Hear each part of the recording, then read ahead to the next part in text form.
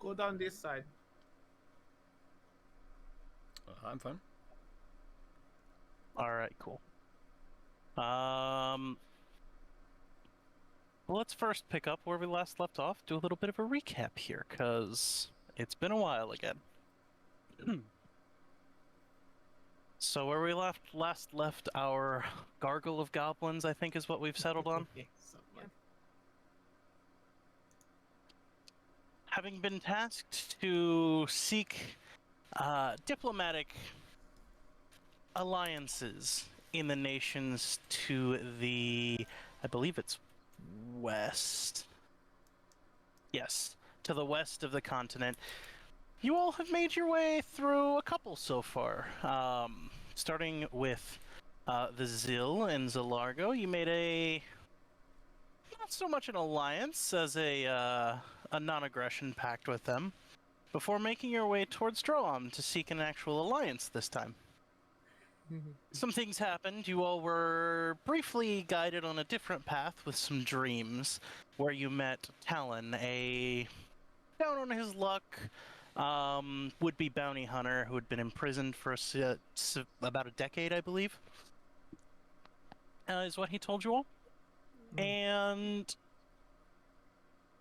had commissioned you, having seen the works of armor that Giz was wearing, commissioned you to help him fix his damaged weapon. A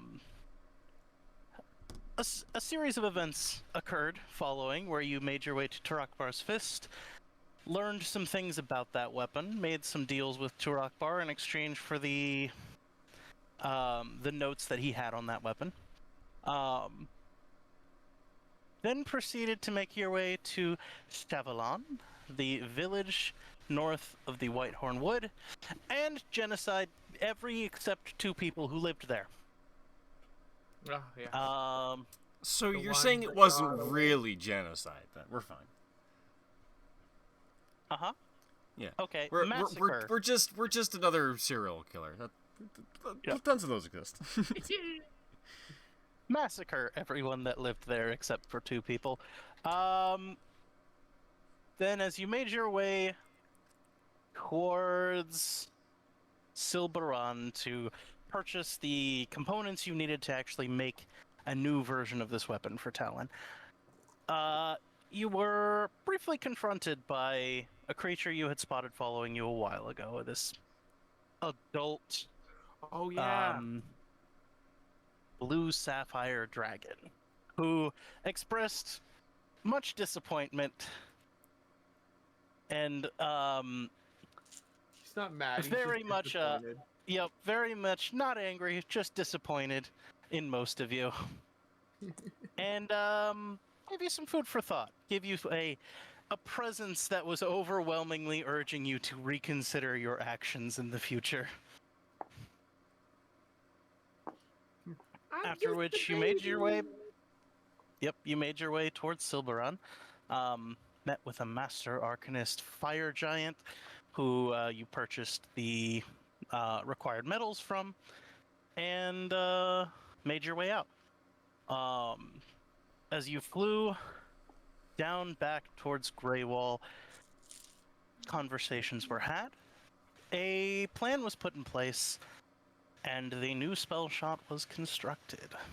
Now with Talon outfitted, and you all with a relatively reasonable plan, to your own estimations, in place, you now rocket through the evening sky towards Greywall on the back of Basalt, intent to investigate and decide whether you should actually aid Talon in his goals against the governor. Oh, yeah, because he wants the governor of Greywall as well, right? Yep. Yeah. His claim to this was political malice. The governor put him in prison. He wants revenge. Makes sense. Yep. So, as the evening comes to a close, the new spell shot is constructed. You all are about halfway to Greywall at this point. Are you going to fly through the night, Or are you going to stop and rest? Talon needs to sleep, right? Or not Talon. Sorry? Bath salt. Bath salt. I mean, I wouldn't mind making camp. Yes. The salt does need to sleep, but the difference is only a couple hours. You could easily push it and get there like super late night. Like just past midnight kind of vibes. Maybe we. Or you could stop and get in there the morning. really late and try and go spy on the governor, dude, and you can all understand why I want to say hi to him.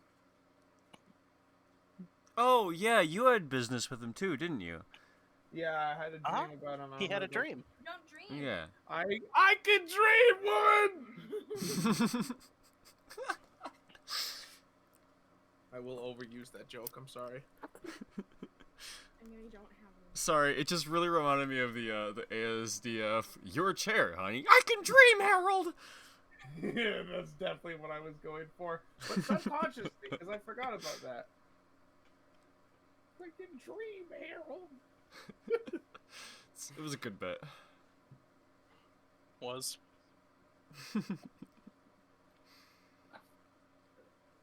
Alright, yeah, but let's make camp and then decide if we're gonna do a murder real quick. Just real quick, guys. We gotta decide. We do not have to decide quickly on whether we're gonna do a murder. I think we should flip a coin. Yeah, I'll be don't murder him, you be murder him, rock, paper, scissors, shoot. Hey, you can't argue with the result. Can you tilt that this way? It's really dark. Oh my god. Never mind. Imagine, alright, imagine well, you're if- about to die, and like as your final like wish, you're just like, please, just tell me why you're doing this, and you're just like, I don't know, I threw scissors, and then you kill him. It's like, imagine what your soul must go through as it transitions to the afterlife. Yeah, and it's like this dude, this assassin that's like hunting you down for sessions, just terrorizing you. Why? Why? I don't know. I threw scissors. He threw a rock. I gotta do it. And then That while is like the weighing the ultimate implications of disrespect. that in your mind, you just get murdered. Yeah. Like it's The just ultimate it's a 1-2. Yep. Like you all late game just have a master assassin come after you one by one. He's killing all of you, and the last person alive is just like, why are you doing this? Like, I drew the short straw. Yeah, exactly. Someone had to. No The one else. ultimate just complete not caring about it at all. Indifference, that's the word. That's the best. Yep. So for now, as you all make camp, can I get somebody to roll me a d20 for the night? And then if anybody would like to take watch, Sorry. you're more than What welcome. what kind of D20? Just a flat d20. Oh fuck, not me. Someone else. We're talking about a luck roll. I'm not rolling that. I'm testing my dice. As soon as one rolls a 20, I'll use it, but not like the 20. You know, just cheese it. That's I a way got to go. one. Gosh, maybe it shouldn't be me because these guys are not playing well. I'll do it. 16. Yeah, that's good. 16. All My right. hero. Academia. Can you do me a favor and also roll a d4? My goodness. 3. 3. Okay. 3 masterclass assassins attack you in the night. No. Not quite. There. Oh, Um, now we got 2. Okay, I got my dice. Okay, so the sun sets. You all make camp for the night, resting, putting up your wards as you normally do. Basalt doing as they do in the evening, flying off to hunt, and then eventually roost somewhere. You all rest. Who's keeping watch? And if we're gonna just rely on Clunk's passive, go ahead and just let me know what your passive perception is. I don't think I actually picked my Oh, character am I usually a perception guy? Hold on. Oh, I do have. Usually, I but do this think. is a watches overnight situation. So Oh no, what I do is I set an alarm and then I go to bed. Yeah. That's my alarms. bedtime routine. Yeah, I do that. yes. Don't forget to set the alarm, honey. Beep beep. You can set the sound effect too. Quack, quack, quack, ah! Clunk's, Yeah. Clunk's got a 12 or 11. Clunk's got an 11? 11. Okay.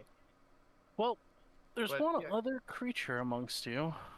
What is Basalt's passive? Basalt's passive. Let me get that up real quick. If I remember right, I think it's pretty good. Let's see. Are we? Wait. Passive or a roll for it? Just passive. Okay, that's 14. But it also does have advantage on sight checks, so I think that might bump it up by 5 if that counts. It definitely comes into play here. So, Cool. as you all rest, relying on Clunk to keep watch overnight, a few hours into the evening, Clunk, you don't see much. I would say the extent of what you see is it looks like a cloud, like a deep, dark, middle-of-the-night cloud rolls in overhead, kind of obscuring the golden rings of Sybaris above. Or sorry, the golden ring of Sybaris above and the stars and the moons. And as the cloud kind of rolls in, you don't think too much of it until you see Basalt begin kind of taking off and circling towards it. And it's about that moment that you realize it's a perfectly clear night and there's only one cloud in the sky. Sorry. And it's moving a bit quicker than a cloud should. Towards us? It's coming in your general direction, yeah. What is our...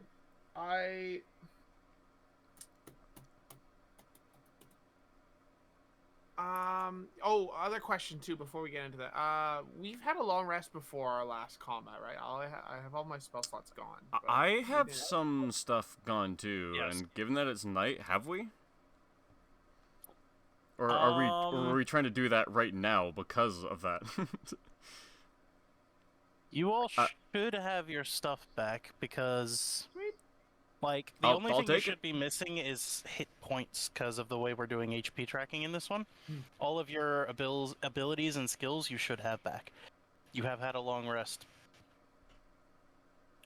since the Assassins, which I believe was the last combat encounter. Oh, yeah, those guys. That's what it was. Who were they sent by again? Kenneth. Oh, yeah, checks out. Yep. Actually, I believe those ones were sent by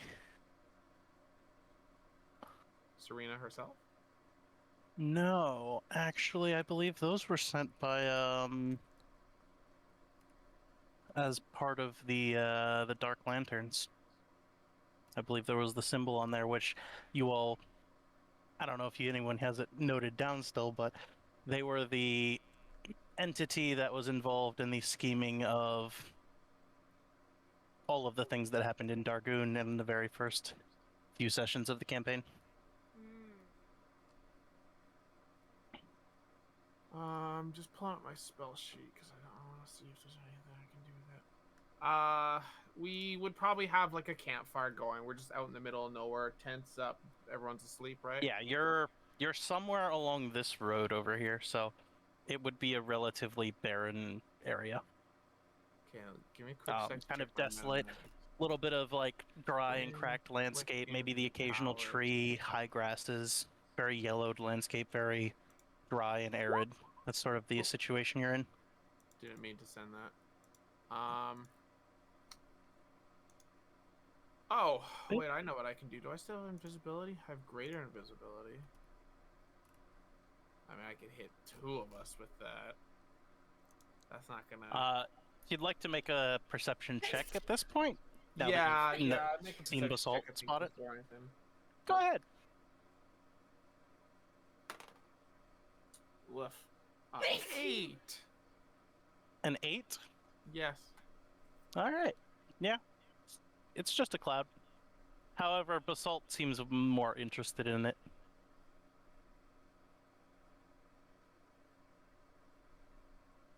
Don't really have ways of dealing with a ton of that.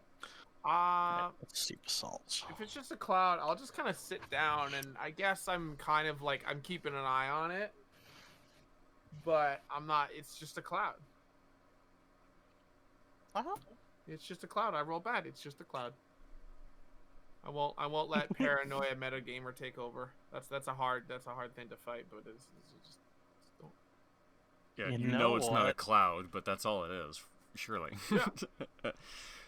It's After probably all, it just was a- described as nothing more than a cloud, so what more could it be? It's probably just a not cloud.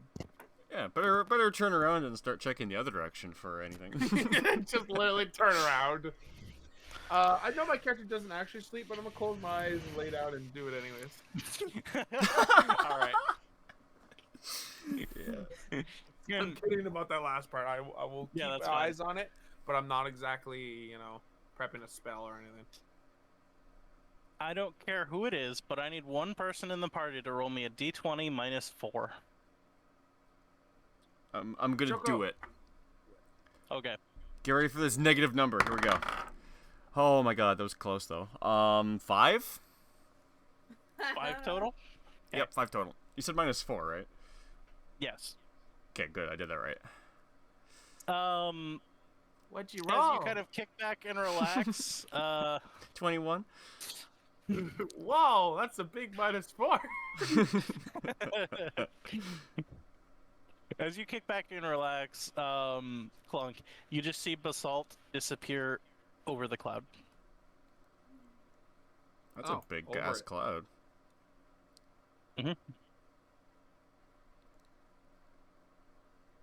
And then the cloud starts descending towards you all. Okay. Hmm. I'm gonna wake up. Oh, I'm gonna wake up the guy who has special magic eyes and be like, "Hey, big cloud." I'm gonna just start like grabbing him by Like, the shirt. that's you, and give him Giz. a little bit of a shake. So Yes. just to be clear, my alarm hasn't pinged. Clunk has come over, he's shaking me awake, and the first thing he says is "big cloud." Real big cloud. Big cloud coming this way. I'm going back to sleep. Oh my god. I don't. Yeah. All right. Like in Giz's mind, he's just like, "So fog, got it," and then he rolls back over and goes to sleep. Actually, Giz, as you go to sleep, something occurs that hasn't happened before. Oh yeah? Yeah, you know that sending stone you have? Something comes through the sending stone to you. Oh, interesting. The one that's on Basalt? Yeah, she doesn't usually call me. What's up? Wait, who? Hey girl, how you doing?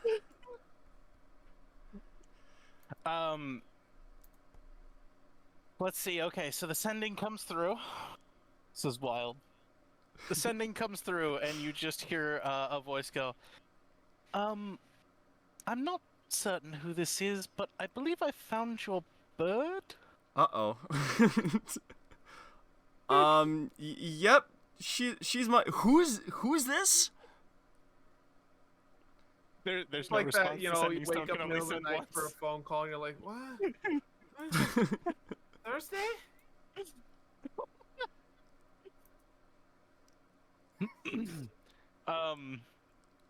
You just hear like the loud cry of like a hawk above.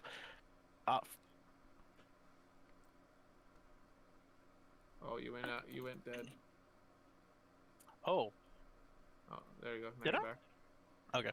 Maybe Yeah, you cut just off hear that. the loud cry of a hawk above, coming and echoing across the landscape. If Clunk didn't wake you up, that might.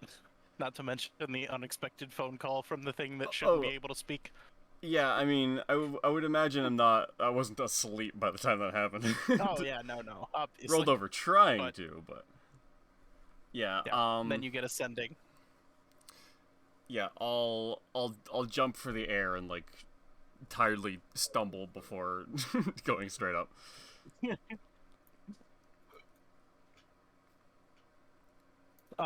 Sorry, what's happening? I'm using my wings to go up. Ah, I see. Well, first off, roll a perception check. I'm curious what you pick out here. Oh yeah, Because okay. yeah, as you open your eyes and look up, you just see a cloud. Let me see real quick. Which one of these? That one. Oh yeah, no, okay. I told you it was that one. God damn it. Always have to remember what all my things are at the very beginning. Okay, that's gonna be 26. 26. Yeah. Yeah, you see a cloud. Oh man. No, I'm kidding. Oh. You see what... You can understand why Clunk says it was a cloud, but it looks very uncloud-like. Huh. For one, waves kind of pass through it as though it's like the surface of a lake or some sort of body of water. What did I say? Big cloud. And what you pick out through the edges and through the occasional like whiffs of this fog cloud, whatever this is as it dissipates, you see the shape of something moving above, something that is outlined by the sky, the stars, the moons, and the golden ring of Sybaris. Backlit, you see what looks like a ship sailing through the sky, descending towards you. A ship? Yep.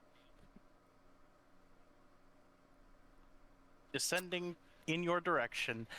You would also see that on its deck, it looks like Basalt is perched on one side. Oh, she's perched on it. I found oh. your bird. All right, well, let me go over there. Big Salt wasn't supposed to run into the neighbor's yard. Yeah. Yep. As you ascend, it takes a while, and you get this familiar sensation of the size of this getting larger and larger the closer you get to it, and then you remember, yes, that is how big Basalt actually is. And as you ascend, you kind of go through these clouds, and then as you burst through the surface, you, especially from this angle, looking down onto this cloud platform that seems to exist here, have this visual of what looks like a fog cloud surface of like a lake or an ocean that just kind of rolls through in tides of waves. And floating atop its surface. That's pretty fucking cool. Yep. Floating atop its surface is a dark, deep, rich brown wood ship. Across the bow, there are these designs in the actual wood itself that look feathered and winged, that kind of peel up from the figurehead across the bow. The figurehead itself appears to be a feminine form, mostly bare, with a serpent wrapped around her, covering bits, and then extending up from her arm. Mm-hmm. Yep. Stream safe description, gotcha. Exactly. Extending up her arm, the serpent eventually ascends from her open palm towards the sky, and the serpent skull itself at the end of this, like, extremely detailed carving of a serpent seems to be lit from inside by this ghostly, like, red flame.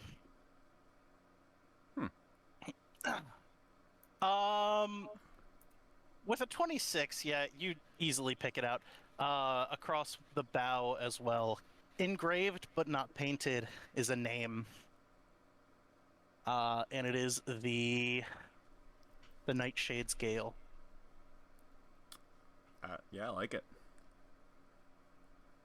The ship itself is very, very well made, very intricately carved, and sort of the whole image of it comes together as you see it kind of sailing across its cloud surface of, you know. Cloud. Yeah, that's the one. However, atop its decks, you see perched on one side, Basalt, who is currently kind of like leaning down towards the deck, and one of the figures on the deck is kind of like scratching at her side. Aww. A tiefling, it looks like. Ooh. Not sure Who why that is- was where I went. That, you know what? Cool. You see two other figures standing side by side, like having some sort of discussion. One of them a male figure, one of them a female. The male has this sort of long black captain's coat on, very finely dressed under it, like no hat, but this circlet that he's wearing. That kind of wraps his raven black, like shoulder length hair that's pulled back. He's currently holding the sending stone and saying something to the woman to his left, who is similarly hair colored, thinner, shorter but only slightly, and is wearing like this fine white silken dress. These are some fancy As you people. Oh yeah, this is a fancy ass fucking ship. As you ascend through the clouds, one of them, one of the two figures, probably the woman, kind of looks up in your direction and points towards you. And you see the male kind of look up in your direction and kind of like fall back onto a back foot for a second, confused. I'll just And then raise give him the a friendly sending wave. stone. Yeah. Yeah, he raises the sending stone like this yours. If you can see a thumbs up from this distance, I'm gonna give him one. You give him one, and you see him nod. You are not I'm close to the ship at this point, but it seems like his eyesight is a match for yours. Yeah, I'm gonna continue my approach to where Basalt is perched.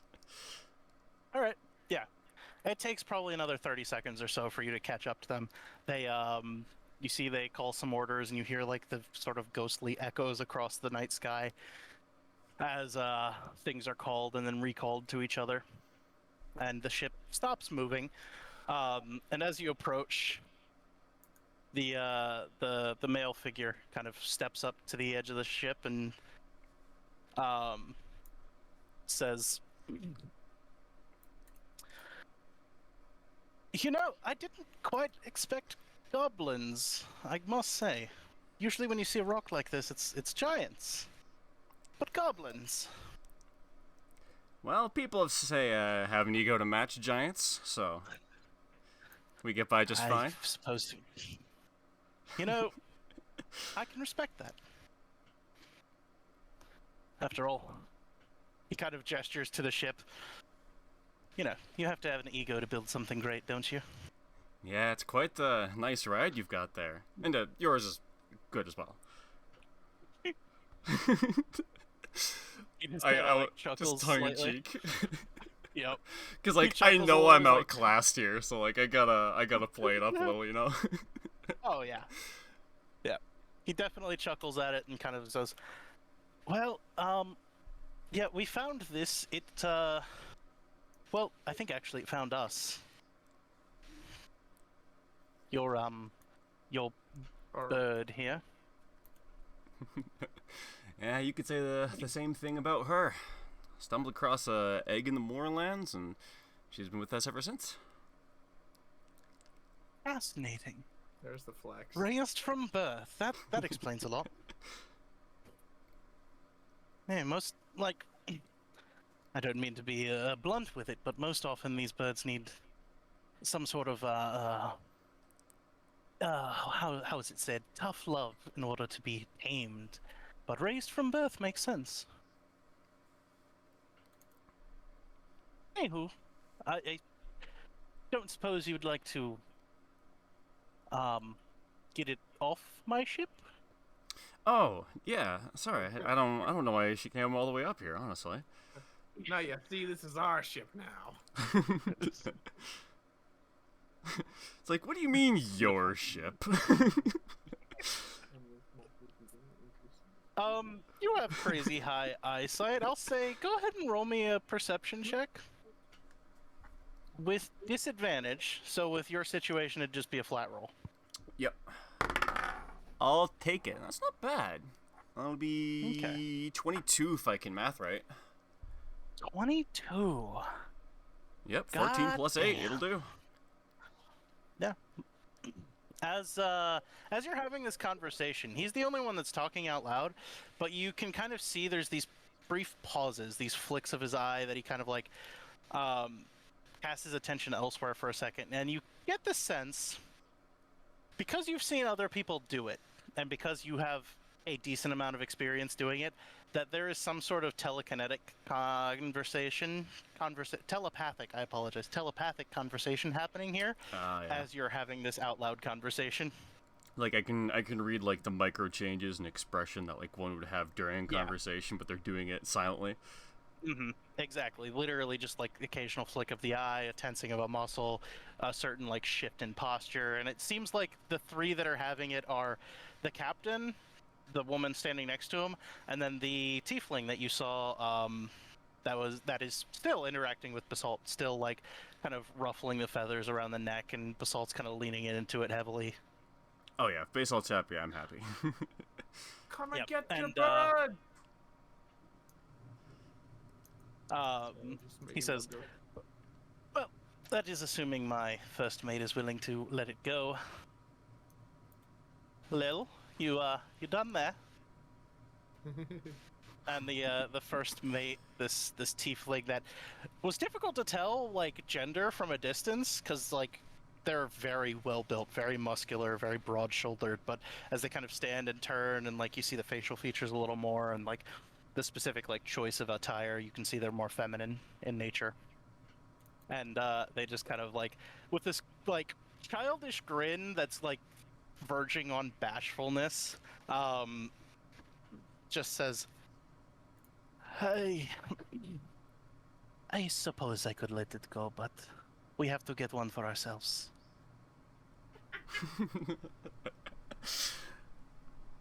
I mean, it is one of the few things I can touch without, hurting.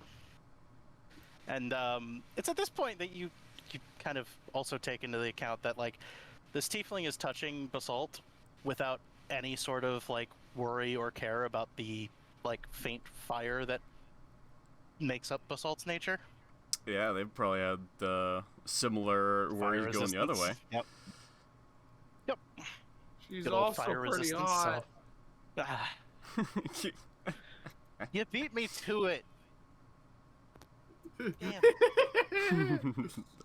The tiefling fucking literally says, "It's the first time in a while I've seen someone as hot as me." You bitch.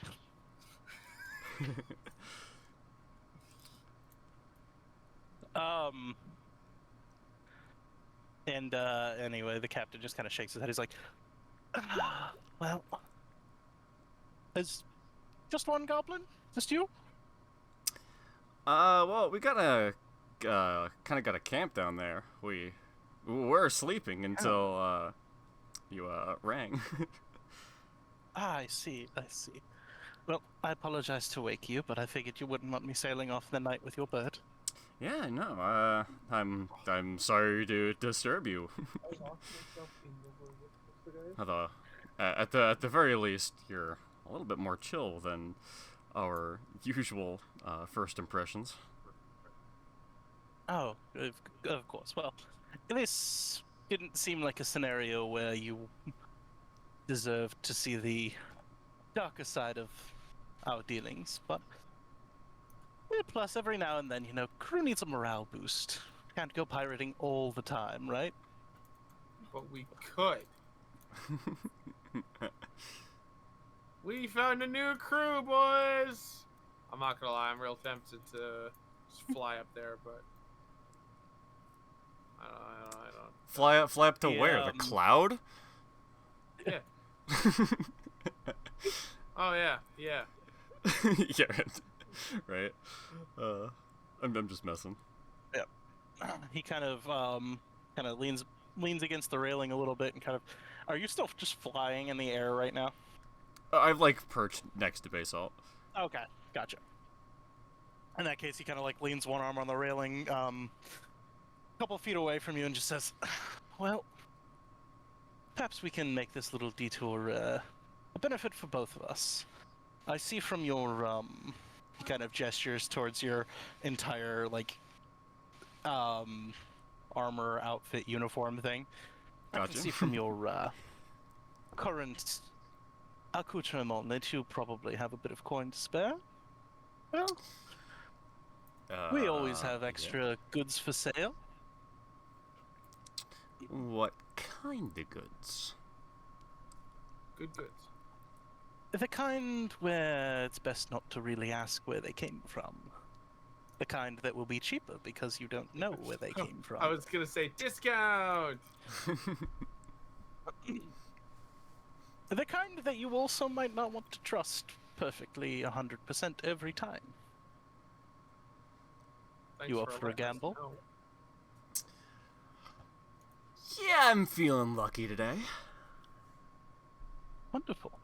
Well, if you are interested, you said you've got a camp. Any of your other friends you think might be interested? Can bring them aboard too. Very, them through very the hole? likely. Very likely. Wonderful. I want to give him I'll send a- drugs. I want to give him drugs.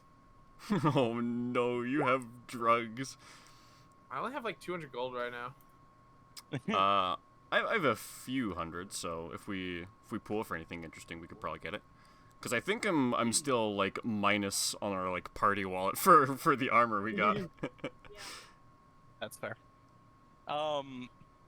Yeah, he says, "Wonderful. I'll send a couple folks down. We'll bring them all up." He kind of pauses for a moment. Perhaps you should accompany them. I don't mean this poorly, but I would hate to lose some men because of paranoia. You know what? We're goblins. I That's a don't know good call. about you The all. cloud is attacking. The cloud is attacking. Ah! Oh my God! They're in the clouds. Clunk goes through his Vietnam War flashbacks. Straight up. They're in the clouds. They're in the goddamn clouds. Yeah, I'll go down with the men so they have an envoy. Yeah. They So what happens here is they pull out from like a little bit of a storage like canvas that is thrown over like a pile. They pull that off and they pull out a rowboat and they throw it overboard and it hits the clouds and just floats there. And like 3 of them jump into it and begin rowing it down, and as it rows down towards the ground, just a small little section of the cloud follows them all the way down. It's pretty rad. Nice. So everyone I like else, these you guys. all awake. Yep, you all awake to a cloud overhead. Basalt is nowhere to be seen, and there's a rowboat floating about 1.5 feet off the ground that has just got this little like fog bank of clouds that is just floating on like a lake. Sounds like the time to be paranoid and attacking. I'm kidding. Do we Sure, do clarify, what hold on. we- Wait. Giz is there too. Yeah, Oh, I yeah, was gonna yeah. say we give. I'm like, hey guys. Good morning. I told you it was a big old cloud. What went on while I was asleep? Yes. Hi. I just like innocent child just waving. Hi. Let's see. Alright, perfect. Well, if everyone wakes up and would like to get in the rowboat, you can be ferried up into the Nightshade's gale. I'm prepping fly. That's just gonna be like in my back pocket. You're just like constantly afraid of Wonderful. falling overboard. Yeah. Ah, perfect. Okay. Yeah, you have fly ready and waiting. So, as you all are brought up to the ship, you see the same thing. You see this massive, what looks like pirate ship, but made out of this beautiful dark wood with these strange, like, ghostly, semi-translucent sails. This siren figurehead that's got these sort of like raven's wings carved into the deck from her back. Or sorry, carved into the bow coming from her back. This siren that's holding this serpent that seems to rise up and emit from her hand, from her outstretched skyward hand. Beautiful ship. It's also floating on clouds. As one does. Sorry? As one does. Yep, exactly. As you all are ferried up, your little cloud rowboat comes up beside it, and you all are welcomed onto the deck to meet a trio of individuals that are standing waiting for you. A tiefling who's very tall, probably closer to like 6'5", 6'6". Feminine features, but a very, very strong physique. Broad shoulders, thick arms, thick legs. Very much a brawler in looks. A feminine figure who's much more of a typical feminine figure. Still tall, probably closer to like the 5'9", 5'10" range. Dark hair, beautiful dress. She's not wearing much jewelry, but you see that all three of them are wearing a ring on their pointer finger on their left hand. That is just a silver band with a ruby. And you see that the figure in the dress and the masculine figure are both wearing wedding bands. Aww. And as you all come up, the masculine figure steps forward again. Is like, my apologies. I believe when we first interacted, I never introduced myself or my lovely compatriots. But seeing as all of you are here now, we can save time and do it all together. He kind of pauses for a moment and says, well, it depends on which circle you ask. My enemies, and those who believe the stories, typically call me Captain Ravenous, but I typically like to go by Raven. My lovely wife here, Captain Siren. And our first mate. The stories call her the Serpent, but she goes by Lilith. Hello! I'm Clunk. Wonderful to meet you, Clunk. I'm Are Gizzard. you aware that you look half dead? Yeah. Only half? My arm's got this whole I mean, see-through you look more dead bit. than I do.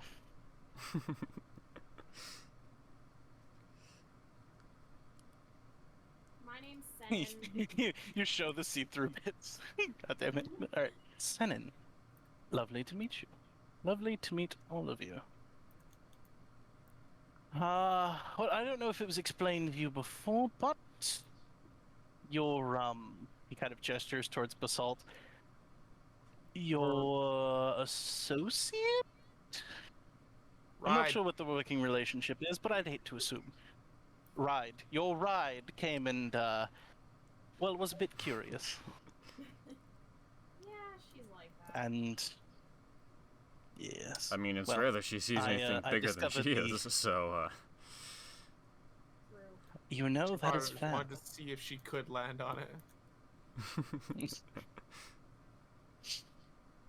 Ah, Bet you I could land on there. I wonder if they have any crackers. Probably want a cracker. God damn it. Bird instincts took over, saw ship, went for food. Wah! Well, my first mate here took a liking to her, and after I saw the sending stone attached to her, I figured probably best not to sail away with somebody's pet ride, whatever you discuss, or whatever you decide to call her. companion. I presumed that wouldn't have gone well. Yes, I companion. might not have noticed, but like, where's the bird? Just chilling on a cloud. Now she's gone. Could you imagine? Okay, low-key, out of character moment. Could you imagine the conversation the next day though? Like, how mad would Giz have been if straight up like you woke up, saw the bird was gone, asked about it, and Clunk went, I don't know. She went in the cloud. I told you the cloud was there. You went back to sleep. I told you. You know, that would be very interesting because I would be very mad, but I wouldn't be able to direct it anywhere. Straight up. Don't become salty. I'd be stuck between Clunk should have told me something more specific, and I shouldn't expect Clunk to have told me something more specific. Straight up. It's 100% the situation of like, well, the 4-year-old tried, but God, I should have listened.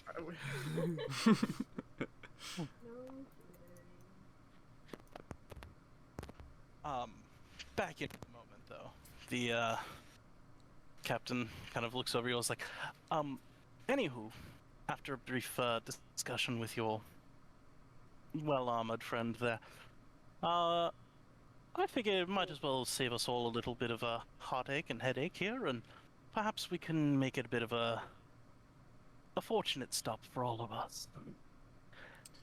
Yeah, these people have some lovely We have items they'd some- rather not be found with, and we've got gold to spare. Oh, trust me, nobody's going to know where those items are. Don't insult my ability. I was just If they're looking making... for them, then Oh, yes, man, I no. paid good money for those drugs, and I don't really want to get rid of them. But part of me also wants to be like, "Do you guys want to buy some drugs?" drugs. It depends on what kind. Shit. I'll World pull out changing. the. Hold on, I have more than one drugs. Don't get me wrong. You could call them life-altering. So okay, I have the crystallized dragon blood, vial of silvery powder drug. Is that the really strong one? Which is the really strong one? I believe so. I I believe it's also the have a silver vial one. of sapphire drugs. That's the strong one. It's the sapphire one. Yeah, the sapphire Okay. one's the super strong one. I'm gonna keep that one. That one's a surprise tool that'll help us later. God, Vial of silvery powder drugs and crystallized dragon blood. I'll pull both of those out. Oh, okay.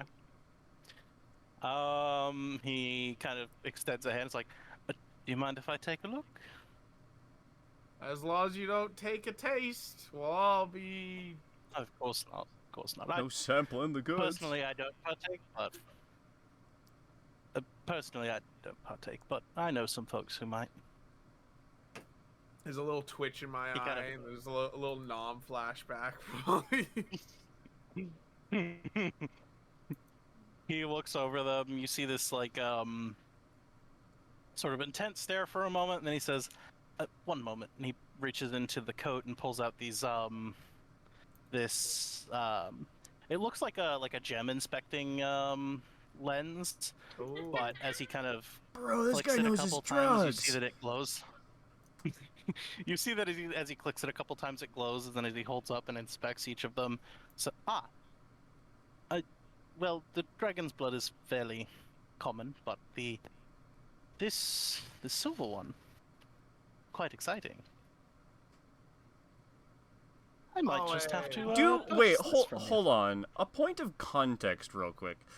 Do us as characters know Clunk had these the entire time?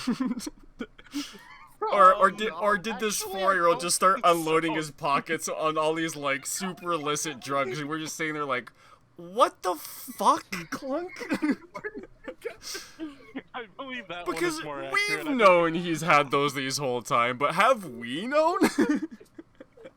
No, actually, I Yeah. believe that every time he's gone to purchase, he's done it alone.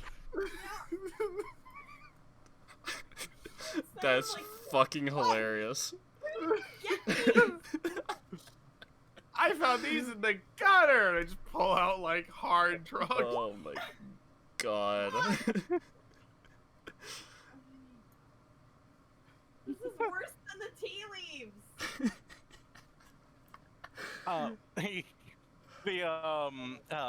The man you now know as Raven says, I don't know of any tea leaves that could even come close to matching either of these, but if you do find some, let me know. That sound like a great tea.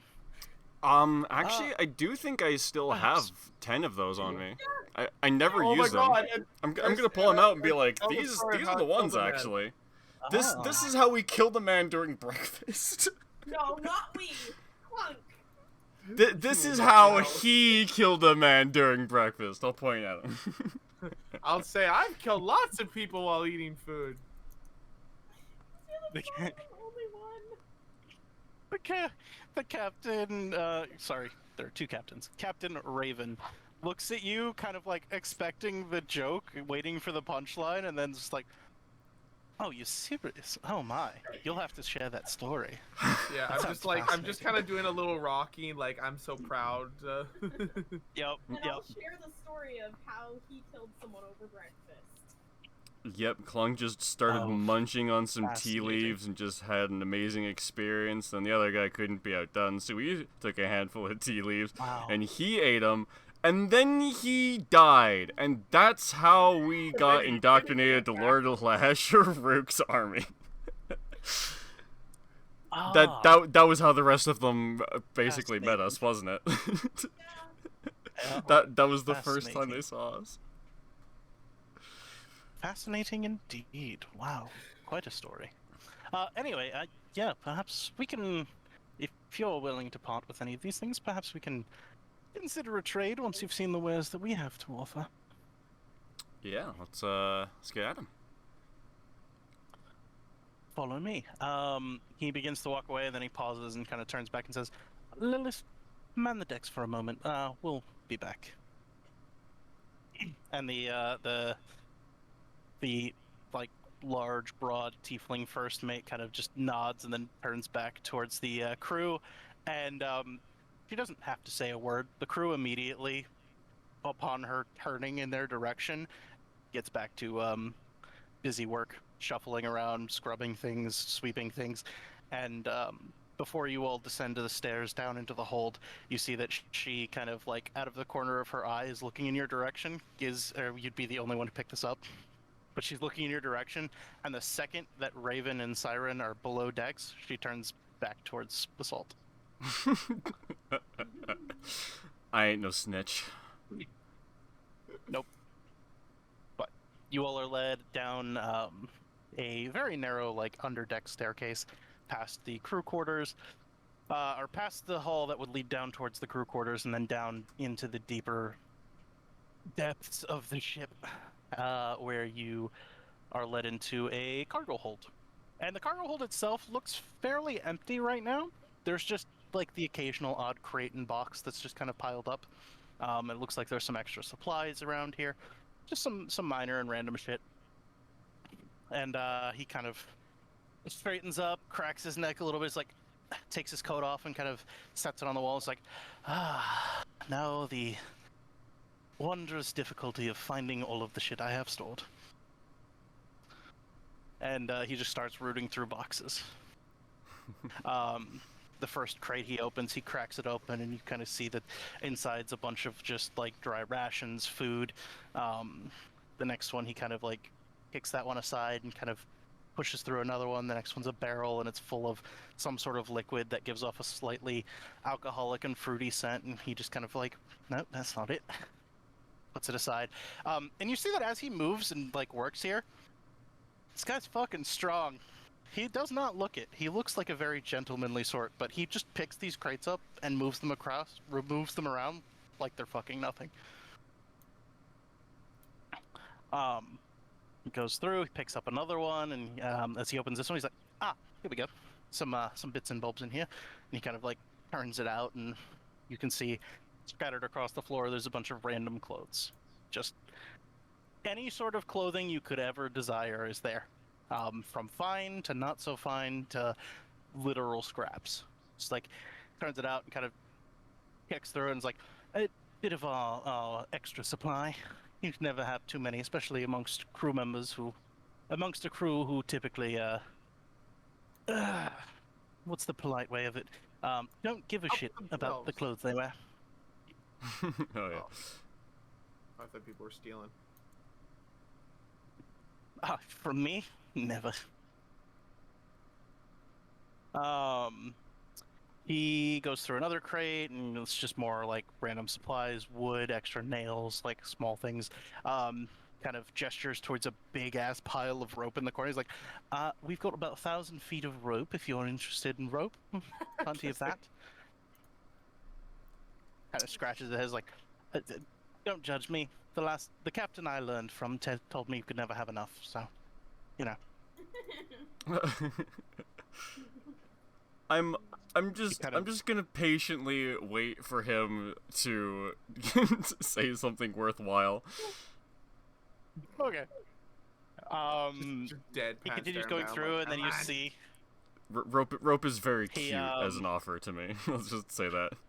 Yep. To someone that literally flew up to their ship on a giant monstrosity. Oh yeah. He kind of kicks through a couple more boxes, then he's finally stops on one. He's like, here we go. He pulls out a very, very nice looking crate, then kicks off the lid, and you see inside there are hundreds of little partitioned packets, bottles, and smaller boxes of various substances. And he's just like, spellcasting components. We managed to what's the you already know my business. We took an Onderan sloop with some spellcasters. Managed to make away with their goods. So, spellcasting components. I've had these for I can't tell you how long, because nobody ever wants them until they need them, and they've never needed them in my presence. So, you need spellcasting components.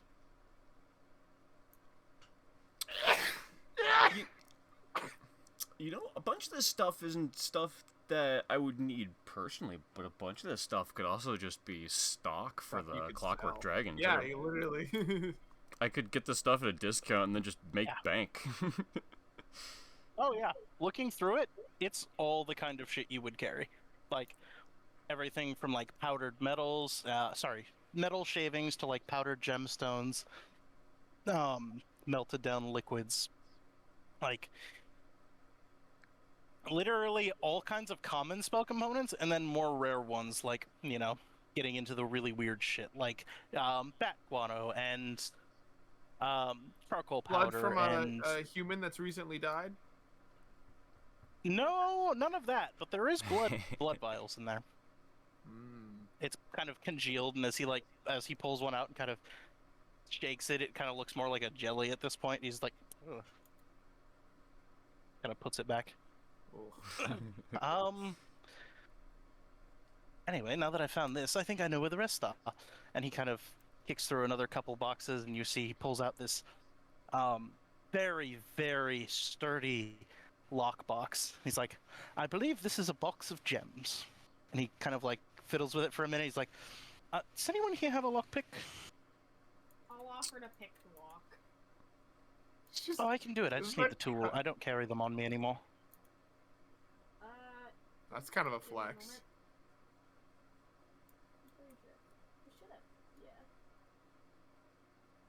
Yeah, I'll let him use my thieves' tools, but I would like them back. Of course, of course. He takes them. I'm just gonna roll a d20 and see how he actually does. Snaps the fucker right in half. You see that? No. With a deftness and a familiarity that is immediately obvious to you, Senan, he Does he swiftly comment on picks the it. brand? No, but he does say, I thought this would have a much nicer lock. This is actually fairly shit. And he picks it. You hear a click. He hands you back your lockpick, opens the box, and inside you do indeed see this is a box full of gemstones. Just different sizes, different shapes, different clarities, different cuts. A variety of gemstones. He just kind of rattles it a little bit, and you see, like, for reference, this box is about a foot wide, about a foot and a half long, about a foot wide and a foot deep. And it's full to the brim of gemstones. And he's like, more of the Onderan shit. You know, gemstones and spellcasters. Give me a sec. I need to look. I need to like skim through my spells and make sure there aren't any that I. Of course. He kind of not like many sets of the mine have a- sets the box. Yeah, he sets the box of gems aside, just lid open, just kind of sets it aside and starts looking through other shit. Yeah, I mean, this is some good shit so far. I could go for rare Wait, am I even gonna get this spell? No, I think I was looking at teleportation circle, but because we fly and fly and fly, it's not really as needed right now, right? I can Well, say, I mean, just we for do still have a reference- lot of travel time between, like, areas. If we got, like, because, like, teleportation circle might be really useful for going, like, back between, like, the Demon Wastes, the Elden Reaches, the Shadow Marches, Drone, and then also having access to, like, some nearby stuff like Zilargo and, like, Dargoon on the other side of Breland. Because we do kind of have, like, those two zones where it's, like, kind of focused, like, nearby Rukon Drawl, and then we also have the area that's, like, kind of focused near, like, Greywall-ish. So, I don't know. I feel like being able to teleport between kind of those two areas might be useful. Oh yeah, I'm totally drunk. I too do have teleportation circle, so I'd say I'd like. So the description is rare chalks and inks infused with precious gems worth 50 gold point, which the spell consumed. I'd like maybe 3 uses of that. He, as you kind of describe what you need, he nods and he's like, I believe we have some. And he kind of like, he looks through the big box of like random ass components. He kind of reaches in and you see him root around for a minute and he pulls out a list. He kind of reads through it for a second and he's like, yes, wonderful. He reaches in, kind of reaches down into like a specific area of the box, roots through for a second and pulls out 3 of those vials. One that is black and glittering, one that is red and glittering, and one that is blue and glittering. He says, each of these vials, 50 gold pieces. Yours.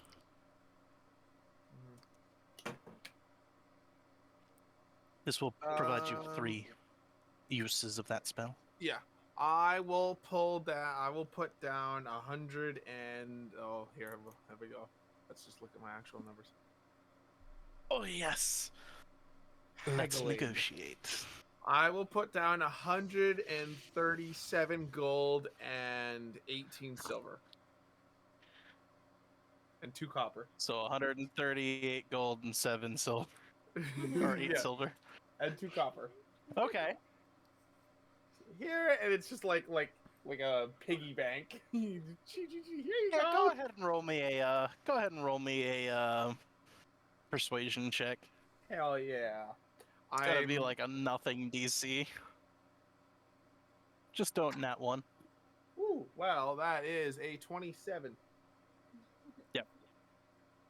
He looks through it, kind of quickly counts it, and looks over to the woman. He gives him a nod, and he says, "You have a deal." As for the rest, he kind of looks through. There's a box around here somewhere. Very nice. Doesn't open. If you've spotted, let me know. And he Investigation continues check. rooting around. I'm gonna roll. Investigation check. Perception check. Really... Or Damn it! investigation. Damn you! Investigation. Let's go. I have a slightly better boost for investigation. Oh, I crit! Let's go! Ayo. I got like a 12 and then a 20. Yeah. You immediately see the box. It's actually under like one of the bits of cloth that he tossed out earlier and just kind of like was rooting through. And you kind of like kick the cloth off and just kind of like nod towards it, and he just like, I am my own worst enemy sometimes. But he picks up this box, and it looks like a chest. It's very nice. It's inlaid with gold and silver. And he says, "Now there's a trick to opening this one." And as you look at the box, it doesn't have a lid, doesn't have a door. There's no way to open it. And he kind of like fumbles with it for a second, and then he places his fingers on the front side of it, in like a specific place. And after 2 or 3 tries of that, you see the metal band that kind of wraps it, that wraps around the center of this box, melts back into the wood until there's a latch visible. And he's like, "There it is." He opens the latch, opens the box itself, and you see inside is just like this infinite black darkness. And he's like, now that's deceiving. Don't put anything extra dimensional inside this box. However, and he reaches into the box and starts pulling out shit. It's a box of holding? Indeed. Bigger than a bag of holding. But, bigger than a bag of holding. I like the sound of that. Well, the box isn't for sale. That's mine. Oh. He starts pulling shit out of the box. He's like, this is what's for sale. See, you should have led with that. I got excited for a second. He starts pulling out just a random assortment of things. He pulls out this big, beautiful, like, decanter of wine. He's like, dragon's blood wine. He kind of like points towards you, Clunk, infused with that stuff that you're holding right there. Very, very fun. Don't drink it and look in the mirror of, I forget what it's called. Not a good time. He pulls out a stone that he kind of turns in his fingers like, stone of luck, I believe. Sets it down, pulls out a vial of what looks like ink, and he's like, Kraken ink. Very cool. More so for if you're wanting to bind someone to a contract very, very strongly. Oh, interesting. It's for, like, magical contracts? Indeed. Specifically, well, I say specifically, typically used by devils.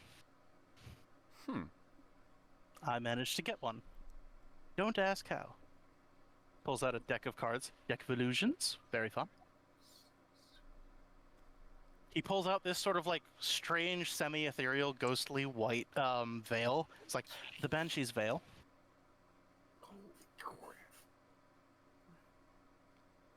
I like this box. Pulls out another like very fine decanter of wine. He's like, I believe this was a siren's wine? Something about drugs as well. Kind of sets it aside.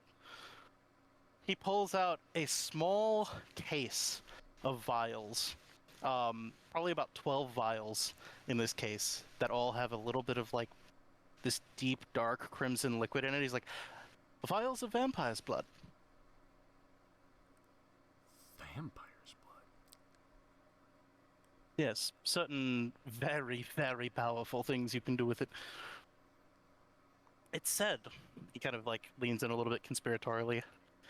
It's said that if a vampire lets you drink their blood willingly, it will allow you to become a vampire. What about this stuff? What happens if you drink that? I don't know. I haven't tried. Clunk says how much? You did mention there were no guarantees with some of this stuff. Oh, Clunk these are wants to know things how that I much that believe is. I've identified. These are things that Oh. I've gotten from mostly reputable sources. So That isn't what you meant by that. How much is the vampire's blood? Oh, Clunk wants to Oh. drink that, 300 doesn't gold he? pieces a vial. No, I don't have 300 that gold much. per Someone vial. spot me. no, I'm gonna combine it with the drugs. no. Give it to someone. Give them drugs and have them wash it down with the blood.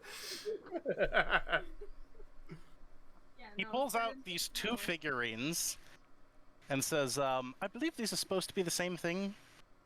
One is a figure of wondrous... This one is a figure of wondrous power, the Silver Raven. Ooh. This one is also a figure of wondrous power, but it's a black crow. I don't know what the difference is. Kind of looks through a little bit further, pulls out a hat of disguise. Looks through a little more. He pulls out this vial of like this white sticky liquid. He's like, sovereign glue. If you ever want to glue something permanently.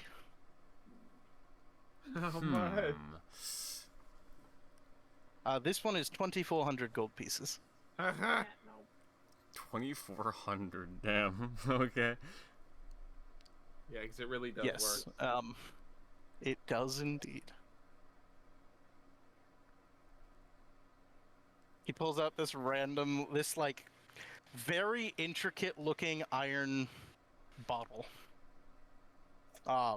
It looks like a massive like wine decanter, but made entirely of iron, capped and locked with a padlock. He's like, this supposedly holds some ancient and powerful creature. 17,000 gold.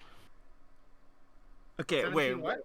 Okay, whoa, hold on. What do you mean, ancient and powerful creature? Like, are we talking we pop the cork and it might destroy the world for 17,000 gold, or what's the deal here? Oh, no, nothing quite world-ending, but definitely like region-destroying. That's what it was sold to me as. All right, so we are talking we pop the cork and then run the fuck away, kind of ancient and powerful creature. We just drop it from bath salt like Yes. a bomb. Oh my god. Hey, Serena! Hey, bitch! Yes! Oh god, Here's the that'd be thing with funny. these. Here's the thing that's really cool about these. If you get rid of the creature inside of it, you can then trap your own creature inside of it. We can put Serena in it. I don't know who that is, but probably. She's the person that apparently went and killed Senate, even though it was somebody else and I killed him with drugs. I love how it's apparently. This guy's gonna be so confused by the end. He pulls out these 5 little glass like mason jars that are clipped tightly, and he sets them down. And he's like, these are very explosive powders. No, put them away. They're called incendiary powder. Put them away before Clunk accidentally blows something up. What do you mean He accidentally? puts them away. Do you not remember the gum incident in the jail? No, I mean, he'll do it on purpose. That too. He pulls out this very, very nice like silver sword with a ruby in the hilt. Looks to be like a saber or like a rapier of some sort, and he's like, sword of life stealing. Very cool. 10,000 gold? We have none of these golds. Yeah, we just bought that massive armor. hunk of armor. I mean, we have like 5,000 gold in the party chest. Do we? No, Yeah. I don't think we do. Mm-hmm. Yeah, we got paid for some.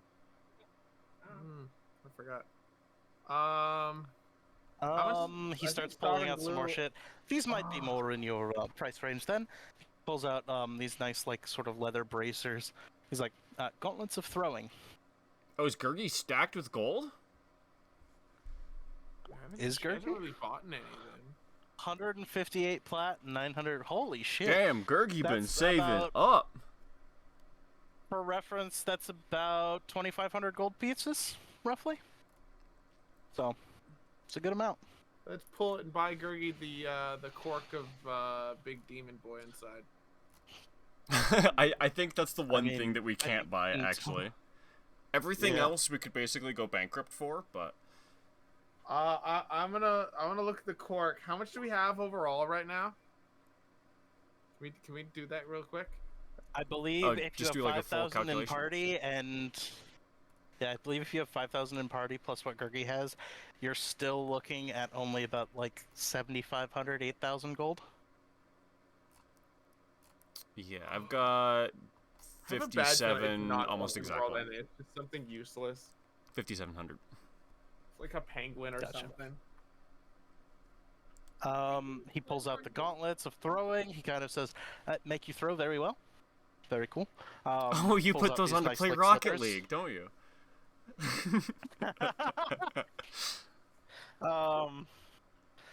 Pulls out these nice like dancing slippers, sets them out. It's like, dancing shoes make you better at dancing.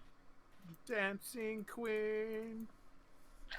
No out a need. ring. I'm just gonna start ring? dancing, and oh, thank God I got a terrible check. I rolled a 5 for my performance.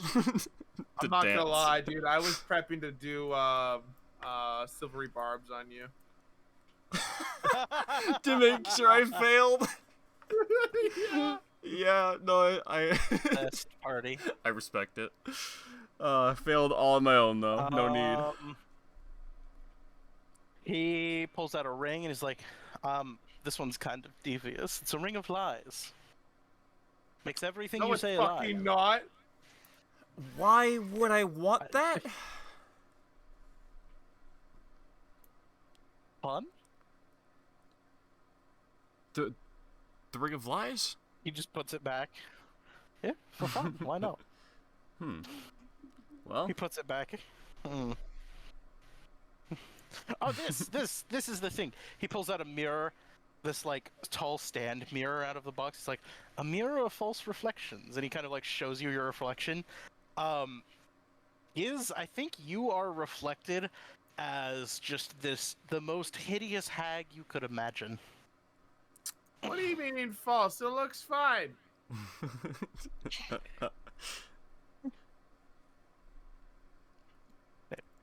Supposedly, this was used as like a massive gaslighting campaign.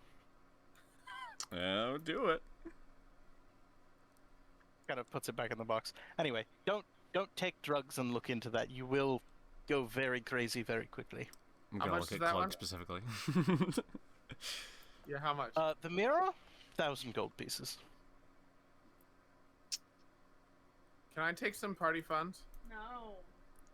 For the mirror that makes you look weird? You have already. No. Yeah, because I'm gonna put it in some dude's house, and then I'm gonna give him all the drugs, like the big drugs. He pulls out this like very nice looking loot. He's like, this one is a bit of a rough one. We unfortunately lost a member of our crew for this one. How much? How much? Don't try to play it. It will incite violence, and if you have a crew member who's playing it, they will likely be thrown off of the ship.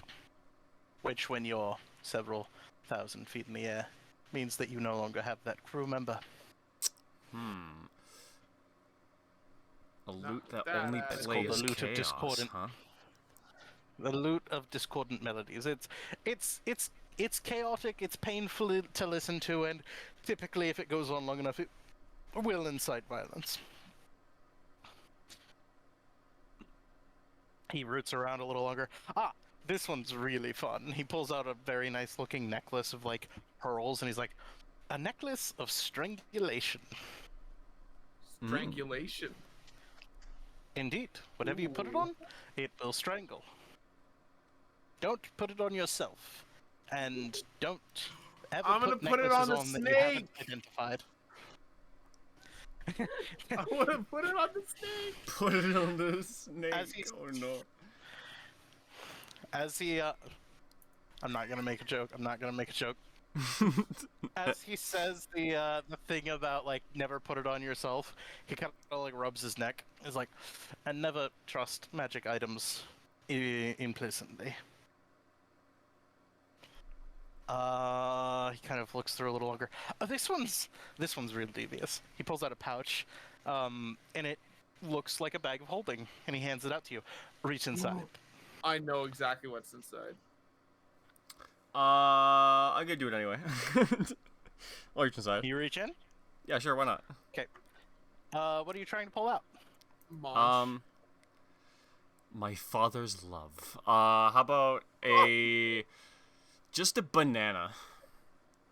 All right. You reach in to pull out a banana, and you feel like you grasp something. You feel like you have a banana, and as you pull it out, your hand is just covered in spiders. Oh hell yeah! Crawl up your arm. I was And he's thinking like, oh, that one's always fun. hate it. I love it. I was thinking a bag of devouring. Oh no. Well, that's what I thought it never. was until he told me to put my hand in it. I was like, well, that's not what they do. No, this one. I just take these my are more hand back devious out, but it's not tricks. there. Oh my god! My hand. Yeah. No, this one's just fun. Like, imagine how children feel when you do that to them. It's exciting. He pulls out a belt. Would anyone like to try this belt on? Me. Oh, I thought you were offering to use it on me.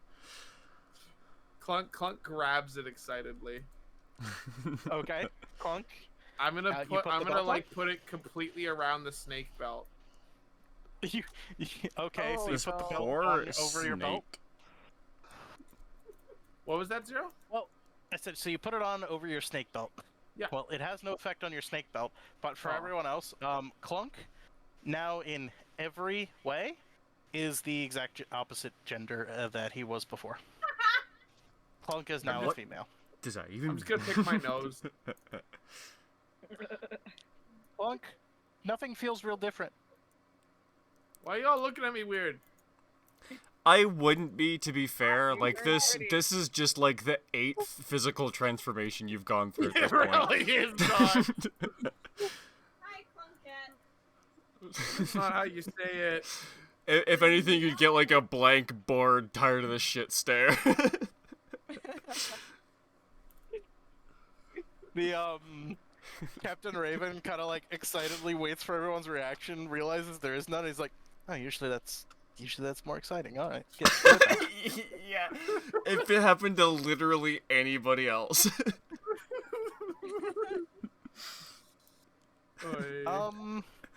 Oh, this one's cool. It's a staff of fire. He pulls out this nice, like, wooden-looking staff that kind of like looks a little singed around the edges. It's very cool.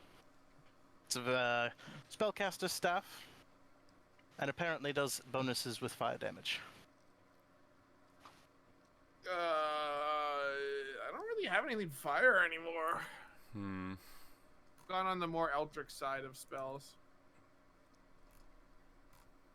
I already know at 6th level, I'm absolutely gonna take disintegrate. Awesome.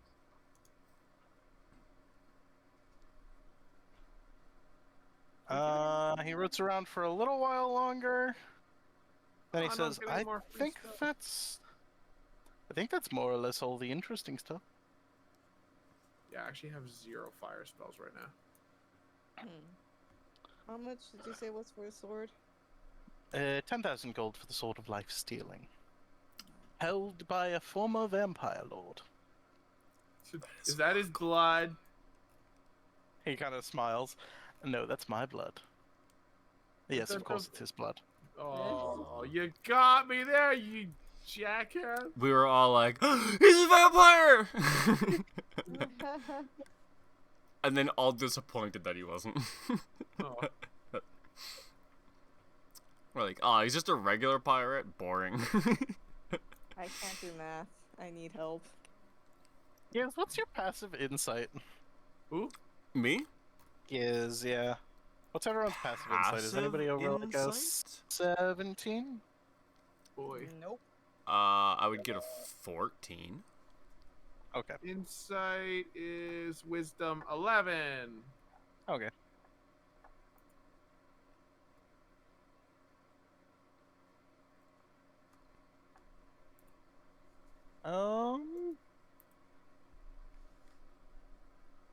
As he's looking through the stuff, he just held out to you. He stops on the card deck again, and he looks at it again. He looks at it a little closer. He's like, "Oh my, that would have been a very costly mistake.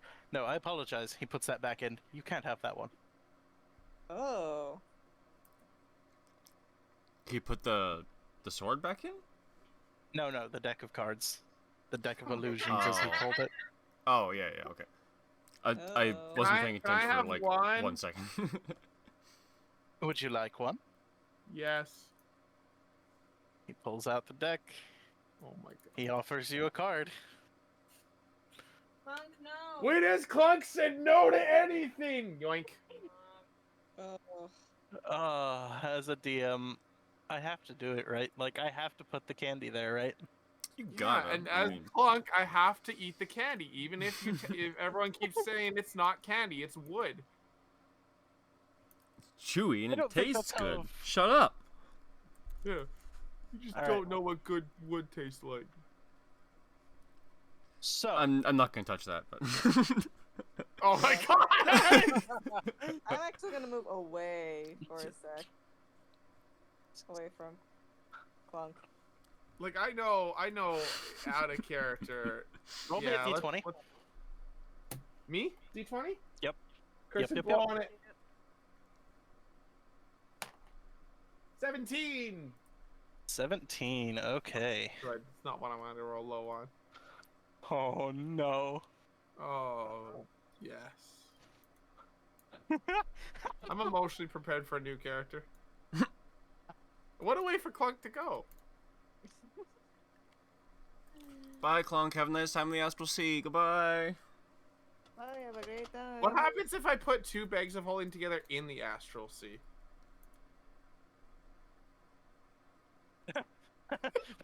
Holy shit, that's a I'm good actually question. not sure. Um, That's a good you question. pull out Yeah. a card. So Clunk, you pull out a card, and what you see on the face of the card is a body on the ground with 10 swords sticking out of its back. Oh my god! Wait, You pulled a ruin.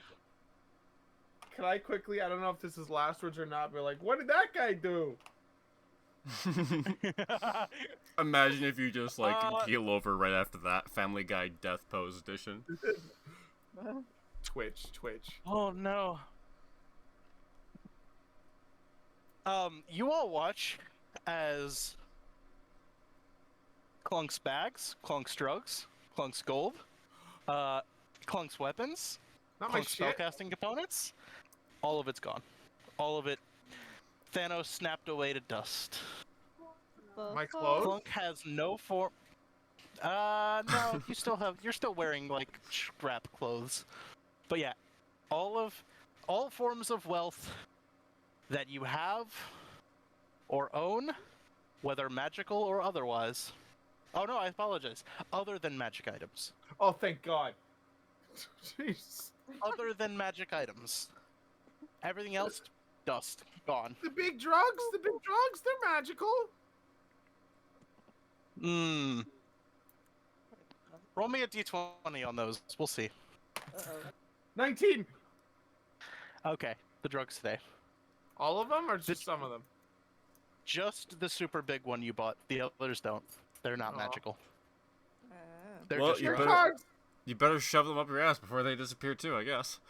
Oh my God. Honestly, I'm on a blank slate. I feel like we need some spice. Uh-oh. Don't take me seriously! I'm joking! No, I'll, in character, just be like, your card took all my shit! I asked you if you wanted to gamble, my friend. You gambled another and one. lost. Okay. He holds the deck out again. Roll another d20. If it's another bad thing, I'll stop. Are you going to? Probably. I mean, if you roll another bad thing, like, you've already lost everything, so you might as well. Keep going. No, I don't So have what'd you much to roll? lose. Did you not roll an 8? I rolled an 8. An 8? Yeah. Okay. Oh. 2, 3, 4. 7, 8.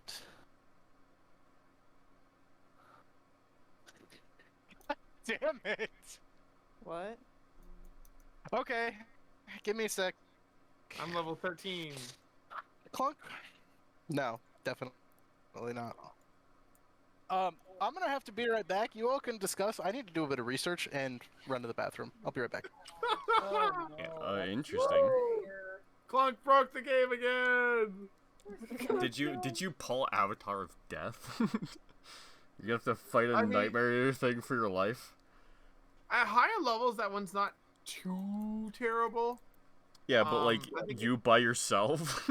Yes. At Yeah, this that's level? With all of your shit just vaporized? I don't know, dude. I got my magic stuff. No, what was I gonna say? Don John would probably be the worst, but at the same point, I would 10 out of 10 be like, hey, let me make a temporary character and then just decide which one to pick if we actually do end up going and grabbing Clunk. I'm emotionally prepared to get Don John. Hoy. Is anyone even remotely surprised at this? No. Exactly. Why the?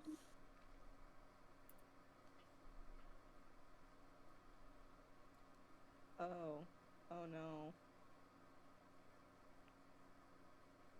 What? You see green or just? My internet just went out. Oh, How are we still talking to you then? you on data? Yeah, I'm on data. Oh. Interesting. I'm on my phone right now. Stupid bubbles.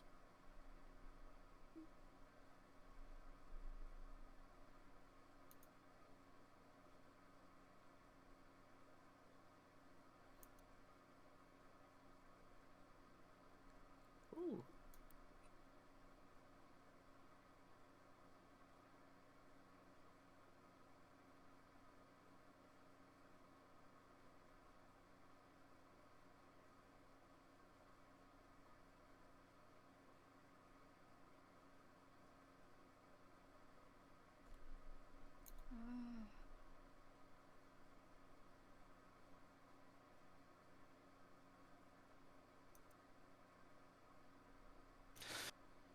I fucking hate this.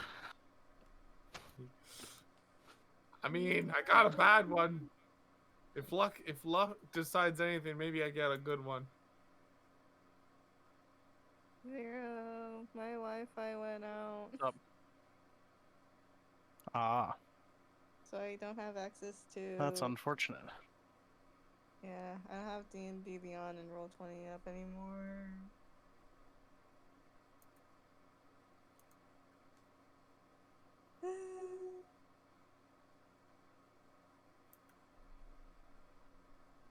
Everything is going wrong for me today.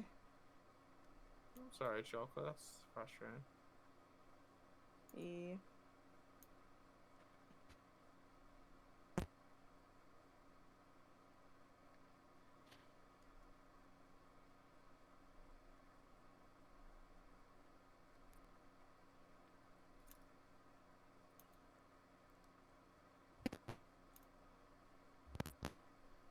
Ooh. What's that? Yeah, those are crunchy some noise? interesting sounds. Clunk's old What's up? body is reaching out. Oh, it just sounds like the internet is being struck by lightning. Oh, classic. At least it wasn't from my side this time.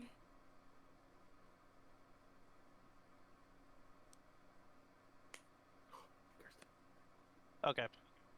Are we all here? Yeah. Ooh. Sort of. Kind of. Well, in that case, Clunk, Yes. I want you to roll a d10 for me. Okay. Give me 1 second. I shouldn't be where I am right now. D10. 6. Is that how many avatars Okay. of death? Oh god, no. As all of your physical wealth disappears, you pull the next card, and you pull what looks like a key. And as you're looking at the card, it dissipates, fading away into dust. And in your hand, you instead find a cloak.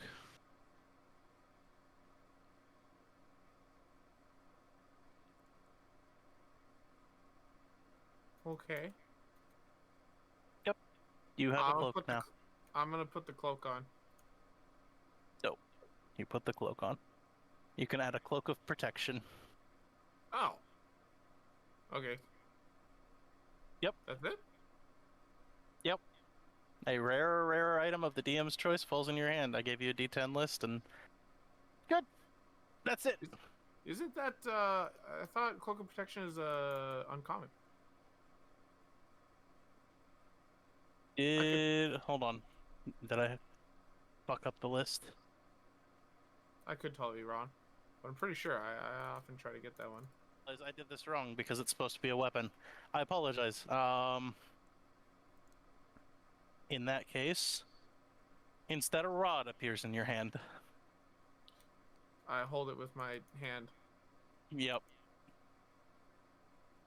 I assume I have to go to attune to that at a rest. Yeah, yes. Okay. If you want to know what you have, it's a Rod of Absorption. Ooh, that sounds spicy. I think that could maybe get rid of. It's something.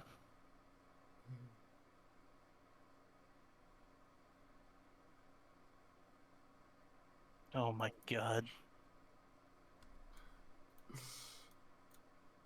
So I just turned all my random crap into one decent magic item. I'm content with that. It's a good trade-off. What happens to It's the belt? more than a decent item. Oh, the snake belt's magic. It's still there. Yay, Snakey! God damn it. You're alive. You effectively traded like whatever pocket change you had and your drugs for a very rare magic item. Yeah, I'm content. Actually,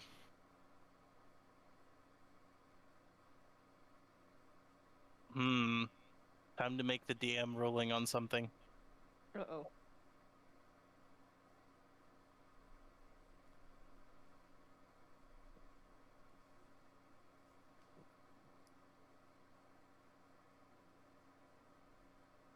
I'm gonna have to read the wording of it real quick. Hold on.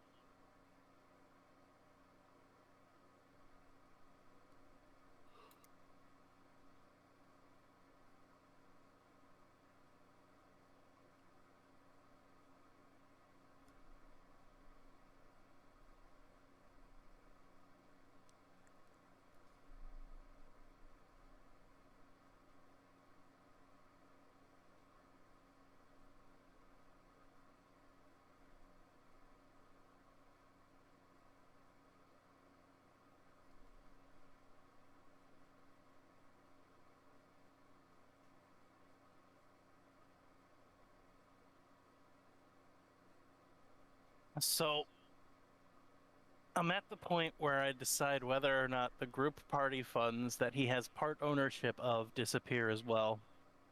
Oh. I mean, I haven't really touched it in a while. I mean, I forgot I had it. He wasn't the one that accepted the contract that we got paid True. for, so it'd be a little bit weird if he like dipped directly into my pockets to like have ownership of something to lose True. it, you know? Happy compromise is maybe my percentage of it. Yeah, I would probably say that much. I would say that. Yeah, Like with the first roll, you mean? yeah. I would say Okay. your portion of things would disappear, not the entirety of it. Can I at least be in my gitch? I just feel like that's a better visual of just like, oh, oh my Sure. everywhere. Except Just your butt magic naked, I have items. this powerful magic wand. You've got a magic rod and a snake belt and nothing else on. Dear God.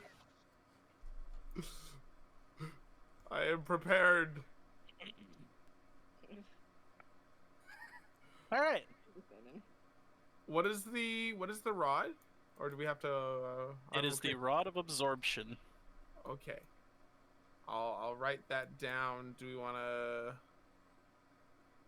do what it is right now, or do we want to check that a long rest? Or yeah, short rest. You can do that later. Okay. For now, you're being completely naked and having a rod in your hand. The captain kind of takes the deck and he's like, "I'm gonna put this away for now." Give me another one. Give me another one. No, he puts it back in the box. That's fair. I'm okay with that exchange. Anywho, any of the other items are still up for sale. I don't know if I actually have enough money for a sword. I really want that sword. Well, he kind of twirls it in his hand and says, "You know, it is quite a nice sword." I'll hold the rod and yeah, you know when you like stomp it on the ground, not stomp it, like whack it on Tap the it? ground, like, you know, huh? Tap it. Yeah. And he's like, "Punk, my friend wants the big shiny sword," and I'm just like, you know, my little gitch blowing in the wind. I say she should have it. For how much did you say you had? It's 10,000 gold pieces. Jesus Christ. No, not you. Gurgi, the rest Oh. of the crap that we have. Oh, I don't exactly remember right now how much. It was we around had. 7,000 or something. Yeah, I forget what we totaled it to. For 7,000. Question mark, Gurgi. With that sword, is that gonna be better than the one that you currently have? So you're gonna ditch it, or are you gonna find a way to like kind of combine them or something, or like add it? I want both of them though. I like my old sword, but I also want this sword. Fair, fair, fair. Uh, She should get the sword for 7,000 gold. Let me make sure that we actually have that much. Oh, who got sucks. Where did I put it? I know I put the money we have somewhere.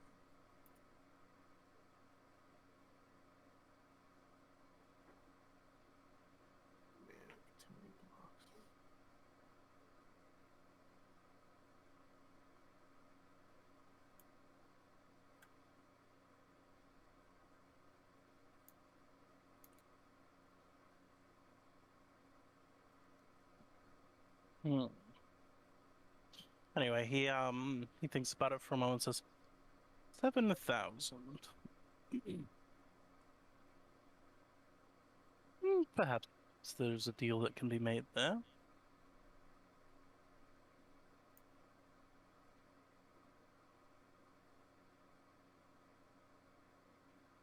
Let's see. He kind of looks over each of you, like, a little uncomfortably at this point, and he says, what could I take from you? You could To take make up this the snake missing. belt. I mean, I still have some dragon scales and claws if those types of things appeal to him. Well, trade goods are always worth. Gurgi wants to, shit, I forgot his name. Clonk? No, not Clonk. Raven. Hmm? No, Giz. Oh, me. Yeah. I was trying to remember, I was like, I don't remember the name.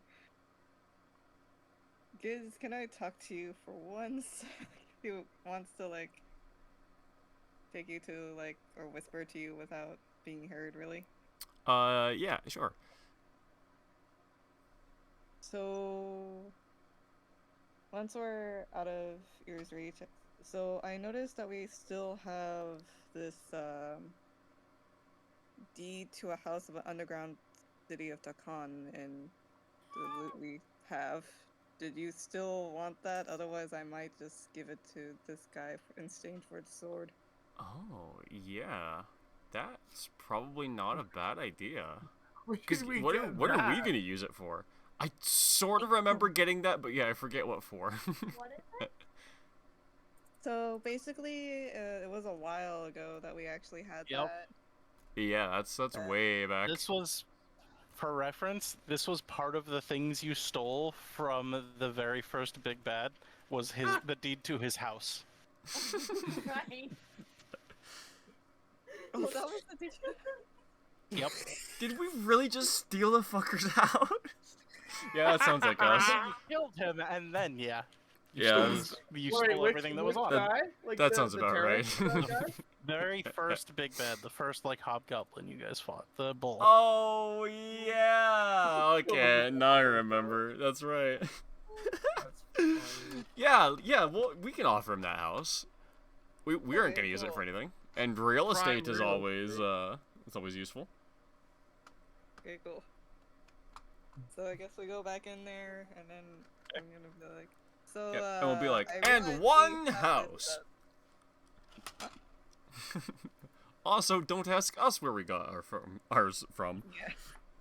We have this deed to a house thing, that, But no one will try and take the house back from you. Can I have that in exchange for the sword? He kind of takes the deed and, like, looks it over, and he's like,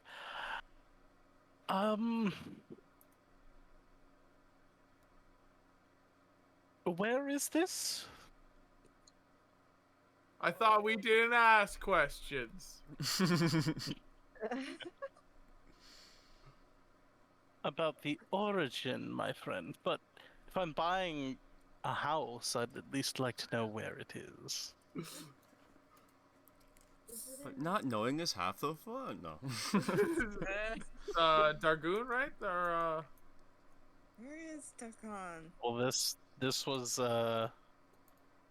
underground Dakan. This is back where you're from, Giz. Oh. oh, Oh, This is it's Underdark shit.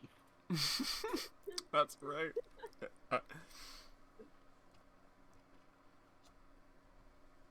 that's funny. I'm He's not good with waiting for your answer. geography, so, Anybody else? Because like It's this I beautiful don't want place in to- Chavalant. No. I pull out Oh. my non-existent pockets and say,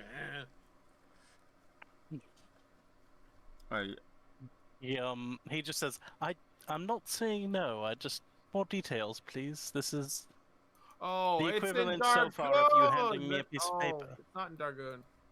I'm gonna tell him it's in Dargoon. Dagoon. Okay. Interesting nation.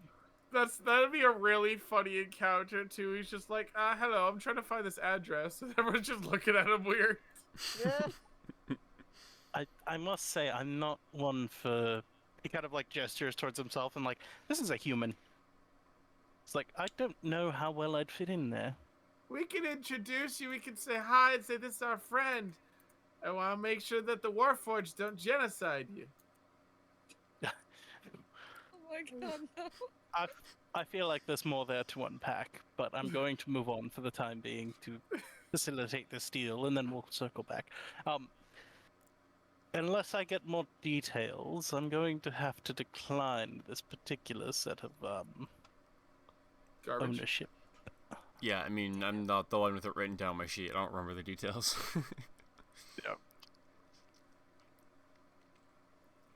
But if he kind of thinks about it, he says, "What do you think, dear?"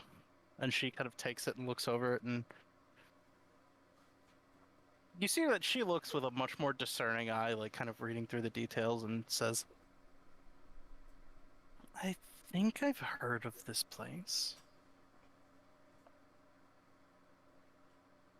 It's not worth all that much, but." She kind of like, you see the telepathic communication going again, and he just nods and says, "Okay. Well, given that, I feel like there's possibly helps." Kind of looks over you all, and as the DM looks over your character sheets, considers what you have.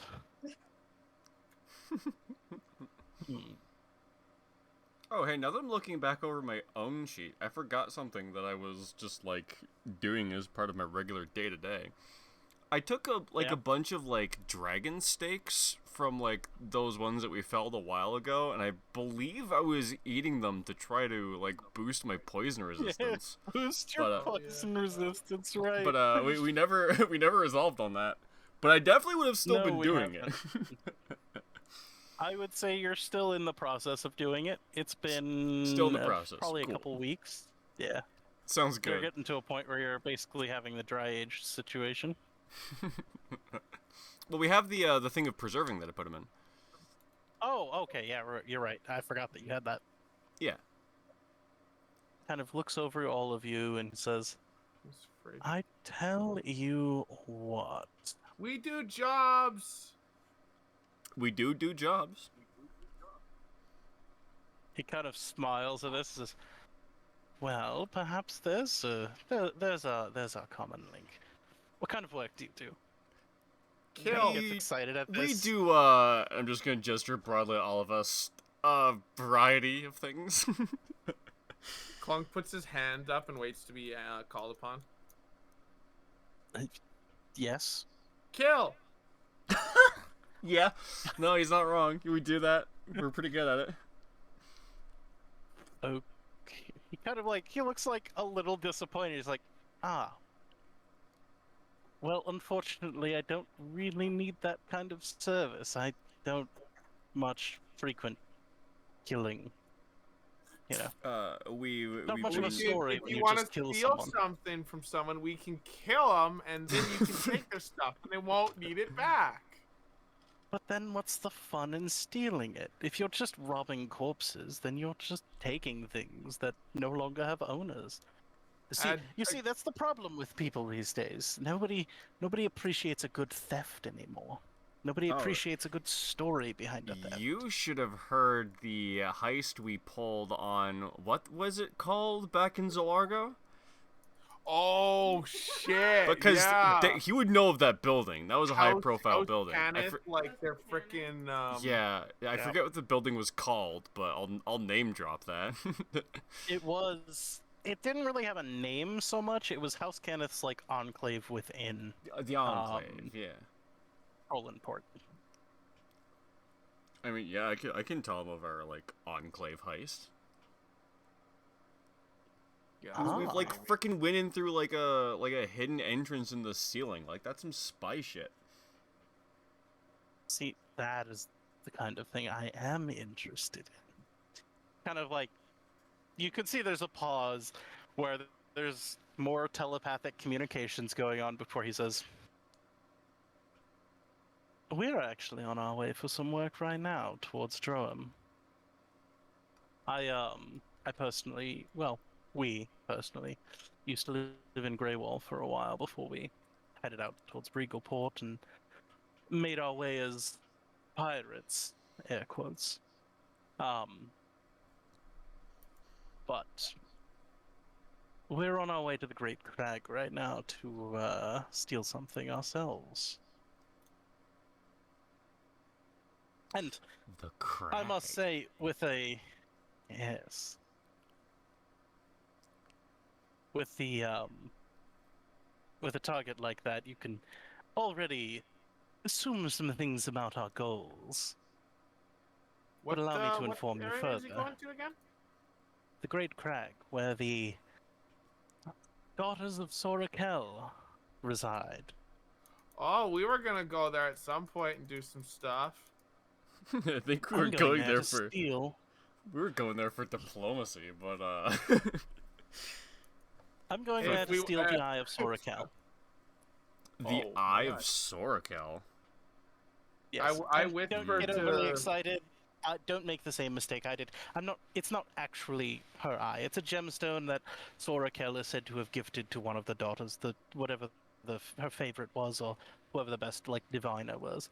But yes, He kind of pauses for a moment. He's like, before I get too excited. I'm doing it for a couple reasons. One, obviously, the money is very well, but primarily I'm doing it because I was told it was impossible. I'm set off to rob someone who definitely knows we're coming. Quite exciting. I'm gonna be honest, I kind of want in. I'm gonna be what, honest. what does the team think? Because didn't we want to go kill like the mayor or something, whatever the mind flare was, minister, something. Yeah, the governor yes. of Greywall. Governor, that's the word I'm looking for. So, just for a bit of a comparison, you were going to investigate whether or not you wanted to kill the governor. No, we were Instead, gonna go kill him. That you was guys- the plan. No, we were gonna go see if Uh-huh. we No, we were gonna kill him. We'd already all agreed. Sorry. I low-key love that the party just starts getting gaslit by Clone. Yeah, I'd be very in Anyway. character, honestly. You guys went from investigating a mayor to stealing the president's personal cell phone. That's the jump we're making here, just so you know. Can I pull? Oh my god. I think we should talk about this, but I think we should talk about it on the ground because I have a proposition. You're more than welcome to go whenever you'd like. I guess we should get final details from that. It's like what? So we join your crew, we'd pull it off, and then you give us the sword for free? How do I put this? I wouldn't need you to help me steal it. The whole point of doing this is I have a bit of a bet going on with somebody back in Regalport who told me it was impossible. I would be the one to steal it, but How embarrassing I would could it be use if you you all as a failed, though? distraction. You could use the help. A little Oh, bit of of course, insurance I could would- go a long way. You'll allow me to finish. My You bad. would be helping, but you would not be stealing necessarily. He kind of thinks for a moment.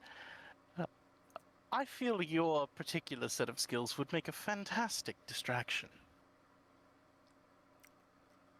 How about we kill the governor of Greywall? Oh my god, that would be quite the that distraction. could actually work as a distraction if we wanted to. Yeah, we're kill just like, people just oh, on stun. we were gonna go kill the governor. That would work. That's distracting, isn't it? Like, I'm They about both, 70% like- joking, but that could work. Both captains kind of share a look, and you see this like sly grin kind of come on both of their faces as she says, not him. She says, "That's quite a lofty goal you have. Mind if I ask why?" Him a Clunk? bitch.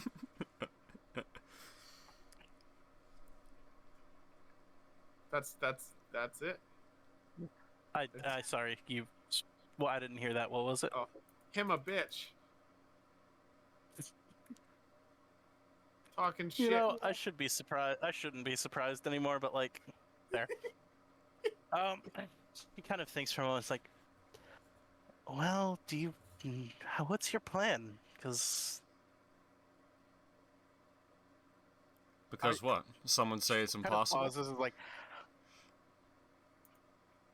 not impossible, just reckless and dangerous. He's got quite a few guards. You know, the player's Can I just guard gesture is- broadly at his everything? Like, he's gonna be telling me who's- that after what he just told me? Oh no, this is the female now. The siren. sorry, that's her my name. bad. Yeah, she's now Gotcha. saying like, no, I'm not saying it's impossible. I'm just saying we're going in with a plan. It doesn't sound like you have a plan.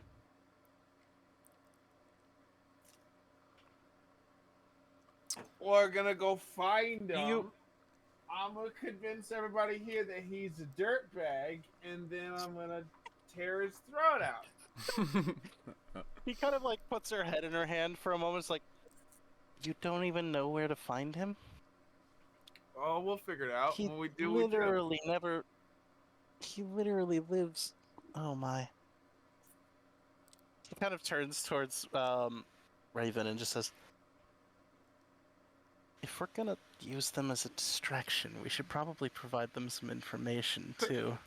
Yay! Information.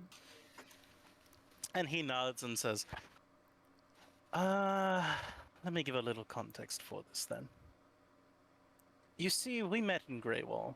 I was a spy for the Breelish at one point in time. But due to a difference in opinion, I left my post a little too early, and well, there's still several bounties out for me within Breland, so I fled to Greywall, where I met her. She was a bit of an up-and-comer herself within Greywall as a spy master. Our paths crossed on a job, and well, the rest is history, as they say, but she knows more about Greywall than, well, anyone else that I'm aware of. So perhaps you would like to ask some actual questions before you, I don't know, plan to assassinate the leader of a small militant city?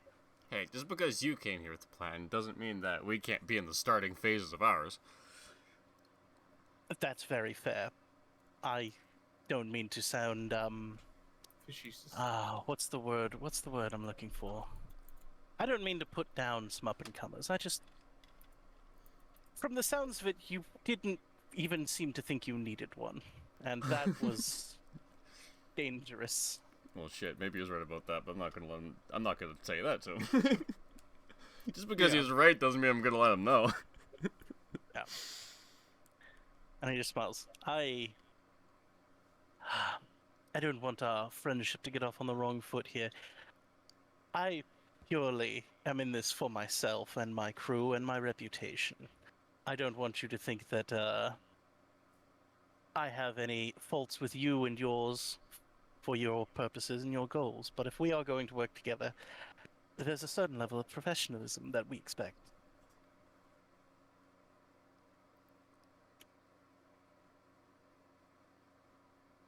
You know, like not getting yourselves killed walking up to the front door of the most militant, the most heavily guarded building, you know, in the city. One does not simply I'm walk not into a Greywall. planning type. What was that, Clunk? Clunk says, I ain't the planning type, and just kind of like sits down. There's somewhere to sit nearby. I mean, plenty of places, plenty of boxes and stuff. Yeah, I'll just sit on one. Cool. He just kind of looks over the rest of you. Then I suppose it's you I discuss with. So, if you're interested in this agreement, then we could make one. A distraction in Greywall, especially one big enough to uproot even one or two of the sisters for a short time, would make our jobs much easier. Oh, it's gonna approve sister. I am certain we could manage to do at least that much.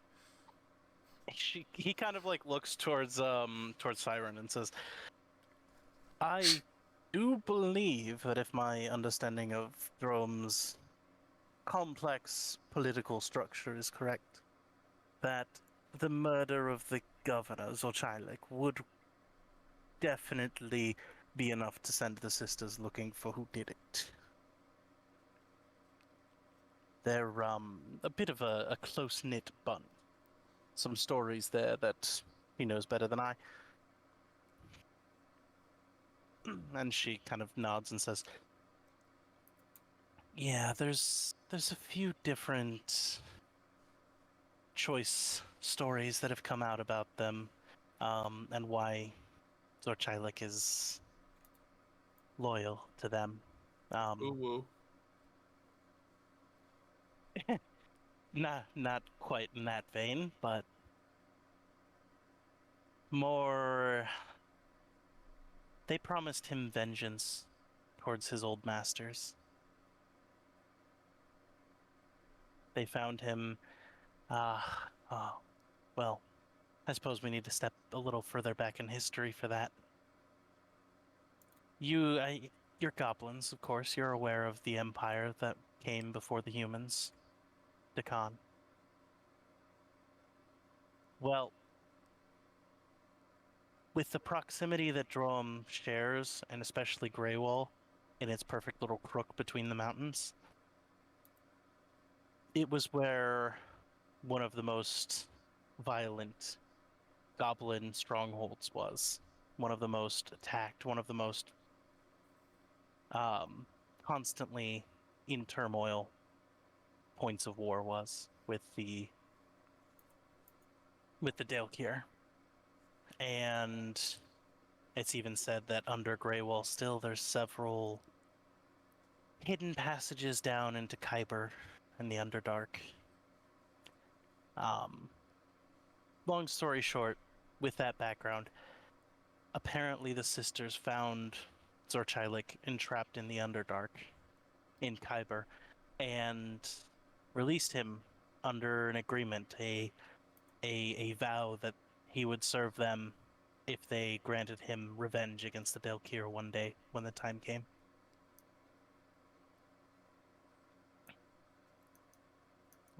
And that's why he serves them. And the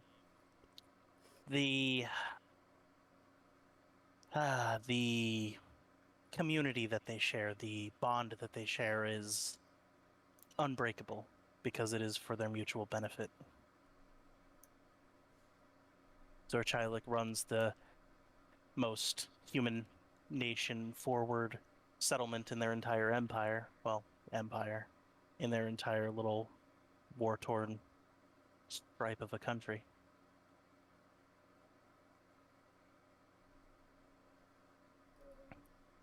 But the governor's done what he's been told to do. Greywall is a bustling little city now. Great for commerce. Great for... He kind of like, with a sly grin, nods her head towards Raven. Great for runaways from the law.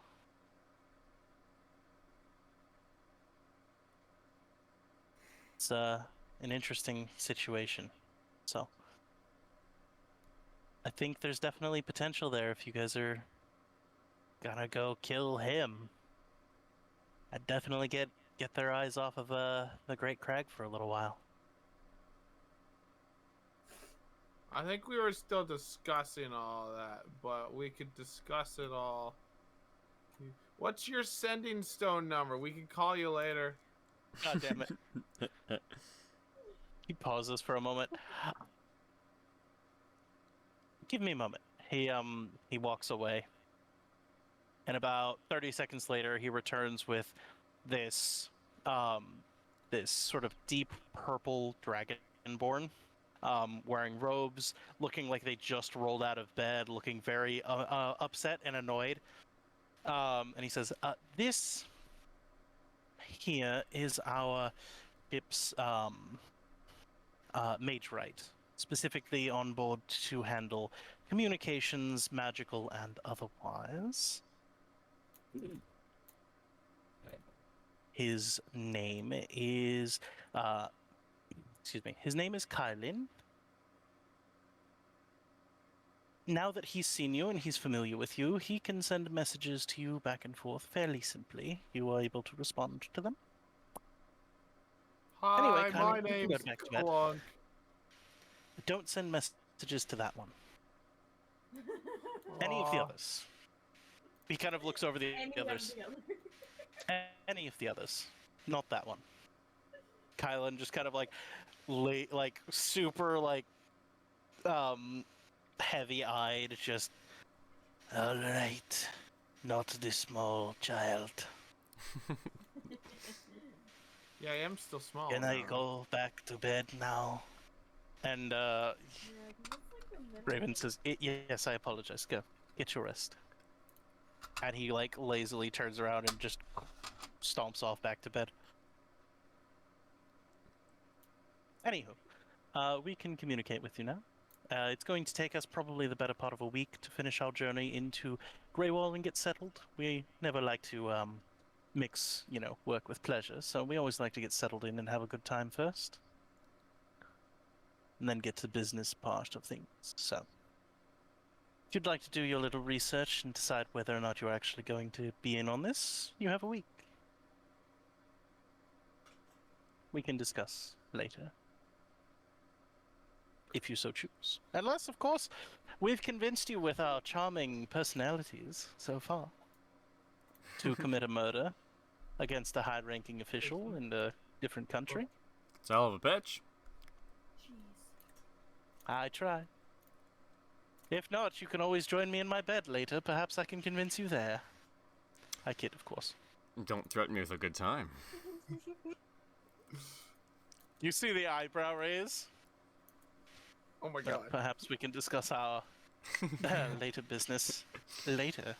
As I said, though, business before pleasure. Of course.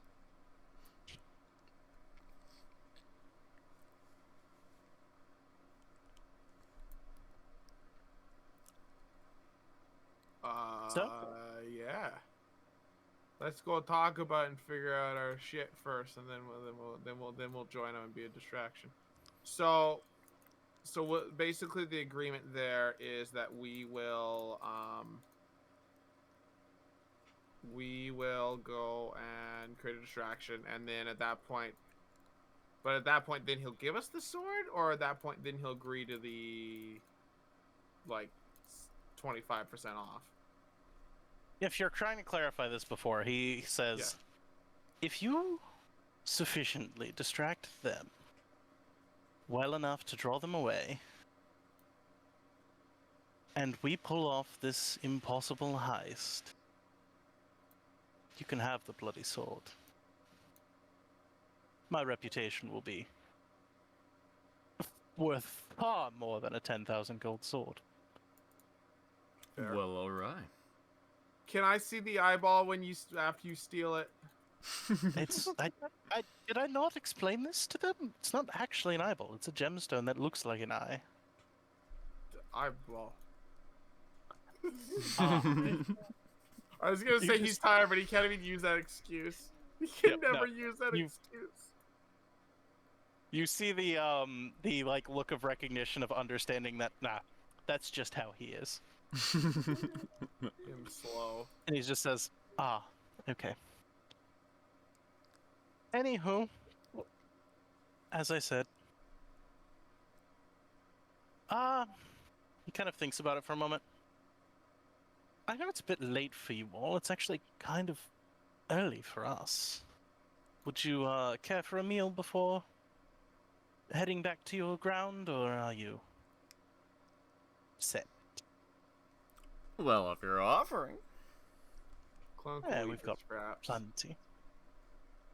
You don't have to. We have good food. You know what? He kind of like, he looks over at you now, realizing like you've been naked this whole time. And he's like, give me a moment. He walks over to the chest of like clothes that he's kind of like got kicked over, and he sorts through them. He comes back and hands you some clothes. And then he looks at you holding the clothes, and he's like, you know what? Give me a moment. And he just starts dressing you. Aww. I just Um, gotta lay there. I'm like, okay. Yep. We're down He there. picks you up, handles you, and moves you around like you weigh nothing. Him strong. Him very strong. I am gonna have to let him to take me to bed later. Oh my god. You have to take your armor off, though. You have to let your guard down. I'm gonna have to let him in. Woo.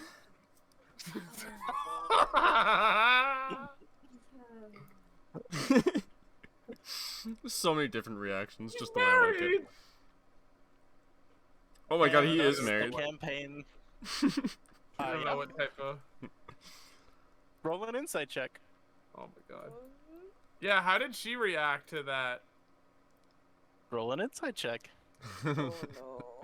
Why is there just a doorway here? Me insight? Oh lord. Alright. Insight. Oh, it's a +1. 15. 15. Anybody else inciting? You know what? I'm curious. I'll do it. Okay. I'll also do 17. 17. All right. That is a 19. A 19. Okay. Give me a moment. Just Okay.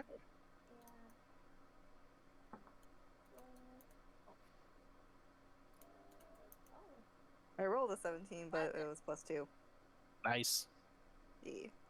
And what was that for Senin? 11. 11. Okay. I rolled So, yeah. Senin is probably a bit distracted by something. I don't know, like, if it's uncomfortable for Senin to hear that, or if it's just something that, like, Senin doesn't pay attention to, but, like, Senin's a little bit distracted and doesn't really, like, take the moment to, like, gauge the reaction. Everyone else, though, rolled above a 15, and, like, she guards it well, but she, there's a bit of a sly smile that comes across her mouth as he says that, and as he starts, like, kind of pushing that direction a little bit. Clunk You does don't think not this is the first understand. time that he's done that? Oh. Yeah, you don't, like, Giz, you would have the unique knowledge of knowing that they've been communicating telepathically this whole time. He definitely knows. He's definitely on board. Dirty talking the whole time. Oh yeah, that's funny. No, it's been more like, well, what about this one, darling? What do you think of that one? No. Well, what about this one? Yeah, that one's interesting, isn't it? Oh dear lord. They've been subtly like discussing which of you they're interested in this whole time. That's hilarious. Oh my god. It is. Great. Magic users, man. Magic users are wild. Anyway, it's about that moment where, yeah, you definitely note there's not only awareness, but also, like, definitely a smile of, there he goes again.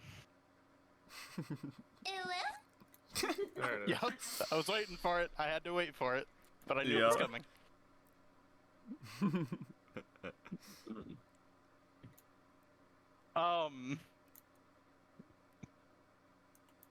But yeah, he kind of like gestures towards the stairway and says, in our quarters we have, well, outside of our quarters we have a bit of a dining area, meeting room kind of thing. I'll rouse the chef and see if we can get something made quickly for us. You All do right, sounds rouse good. him. God damn it. Ever since that comment, this is gonna be the most sexually My charged daddy! awkward meal ever. Ask for it with allowing that comment. Yep. This truly is gonna be the most sexually charged meal ever.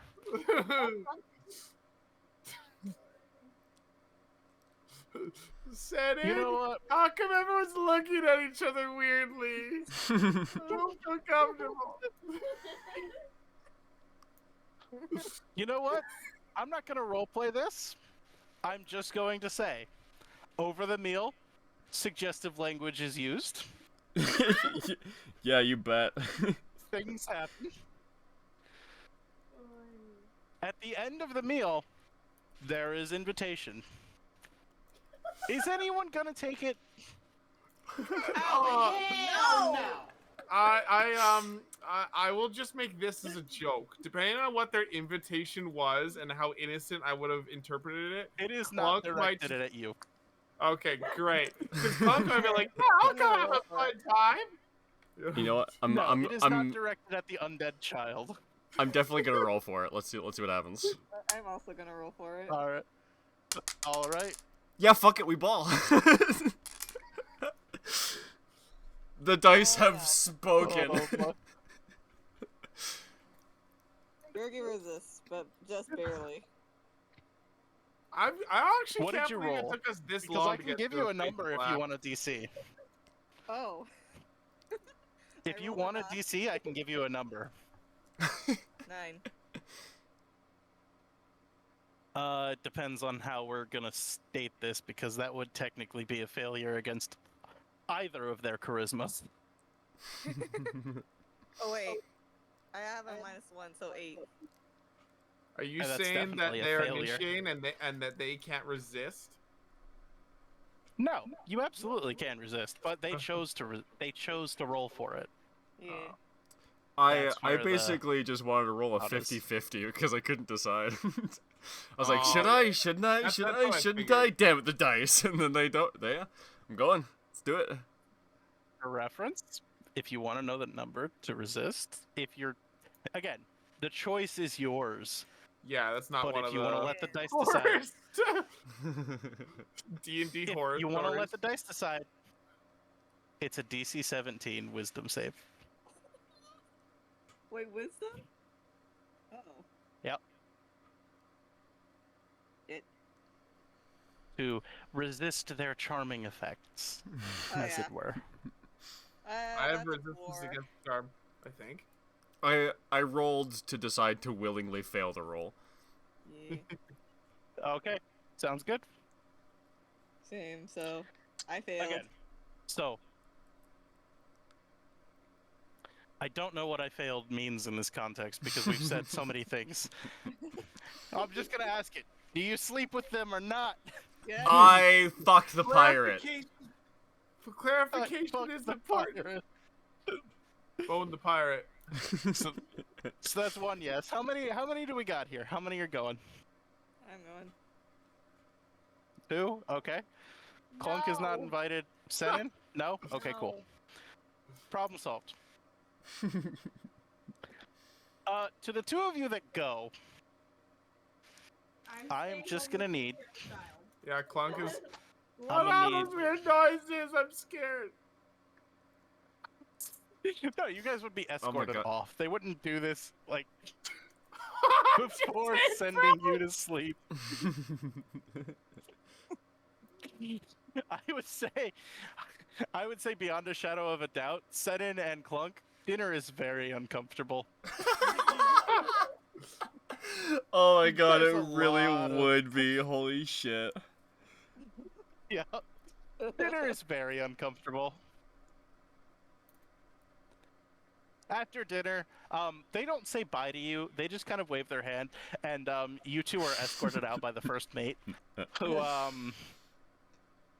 has a little bit of a sly grin and like seeing the discomfort on both of your faces, just like, don't worry about it too much. They'll be done quickly. Well, possibly quickly. Oh God! I suppose it depends on your friend's like constitution. And And like, stuff. I was just about to ask him, gonna have to roll a con save. Dad, last. What's he talking about? I'm not. I am talking about nothing, you sweet child. Just go to sleep and have a nice night. Take your very, very nice bird He with you. doesn't sleep. He doesn't. Oh, you're just gonna have the 1,000-mile stare the whole night. Just like middle of the thing, like, are you guys okay in here? I heard a lot of screaming. Oh my God! Okay, insert joke. Obviously not doing this, but you know, Clunk's very much PTSD, very paranoid, very shoot first, ask questions later. Oh Just jump in there. What is he doing to you? Rolls initiative, yeah. Holy shit! And that's why you're escorted off the ship. The most awkward combat ever. For real though. Their As guard you is two are down. They're not escorted off even the wearing ship. their armor. Oh man. As you two are escorted off the ship, the first mate does kind of like, just kind of walks you to the rowboat again, has the crew kind of gathered up for you, just says, do not worry too much. Your friends are busy for the evening, but they'll be back before you set off in the morning. We'll be gone by then. We have. She kind of like pulls out this like stopwatch from one of her pockets, like, or this pocket watch from one of her pockets, like, yes, we cannot stay here too long, so. Anyway, have a nice night, and I don't quite know what else to say to you. We just met, so bye. Bye.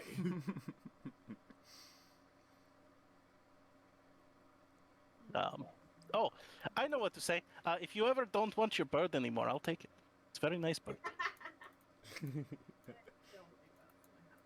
And with that, they give you a wave and turn away and walk back towards the helm.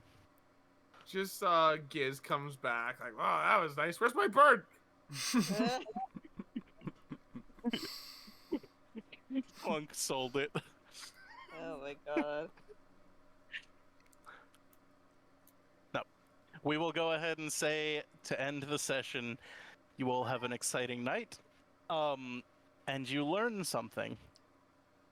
We learned something. Can I add 69 experience points to my... You know what? Sure, I'll give you 69 experience for Yay! Now I'll always have to remember this night when I look at my EXP. that. Why do I have 60? 60? Oh, yeah, that's right. I'm actually gonna take you both into a private chat for a quick second here and tell you what you learn, Oh, boy. and then we can come back. I'm gonna judge you by how long you're gone. Okay. Don't worry, I'm fast.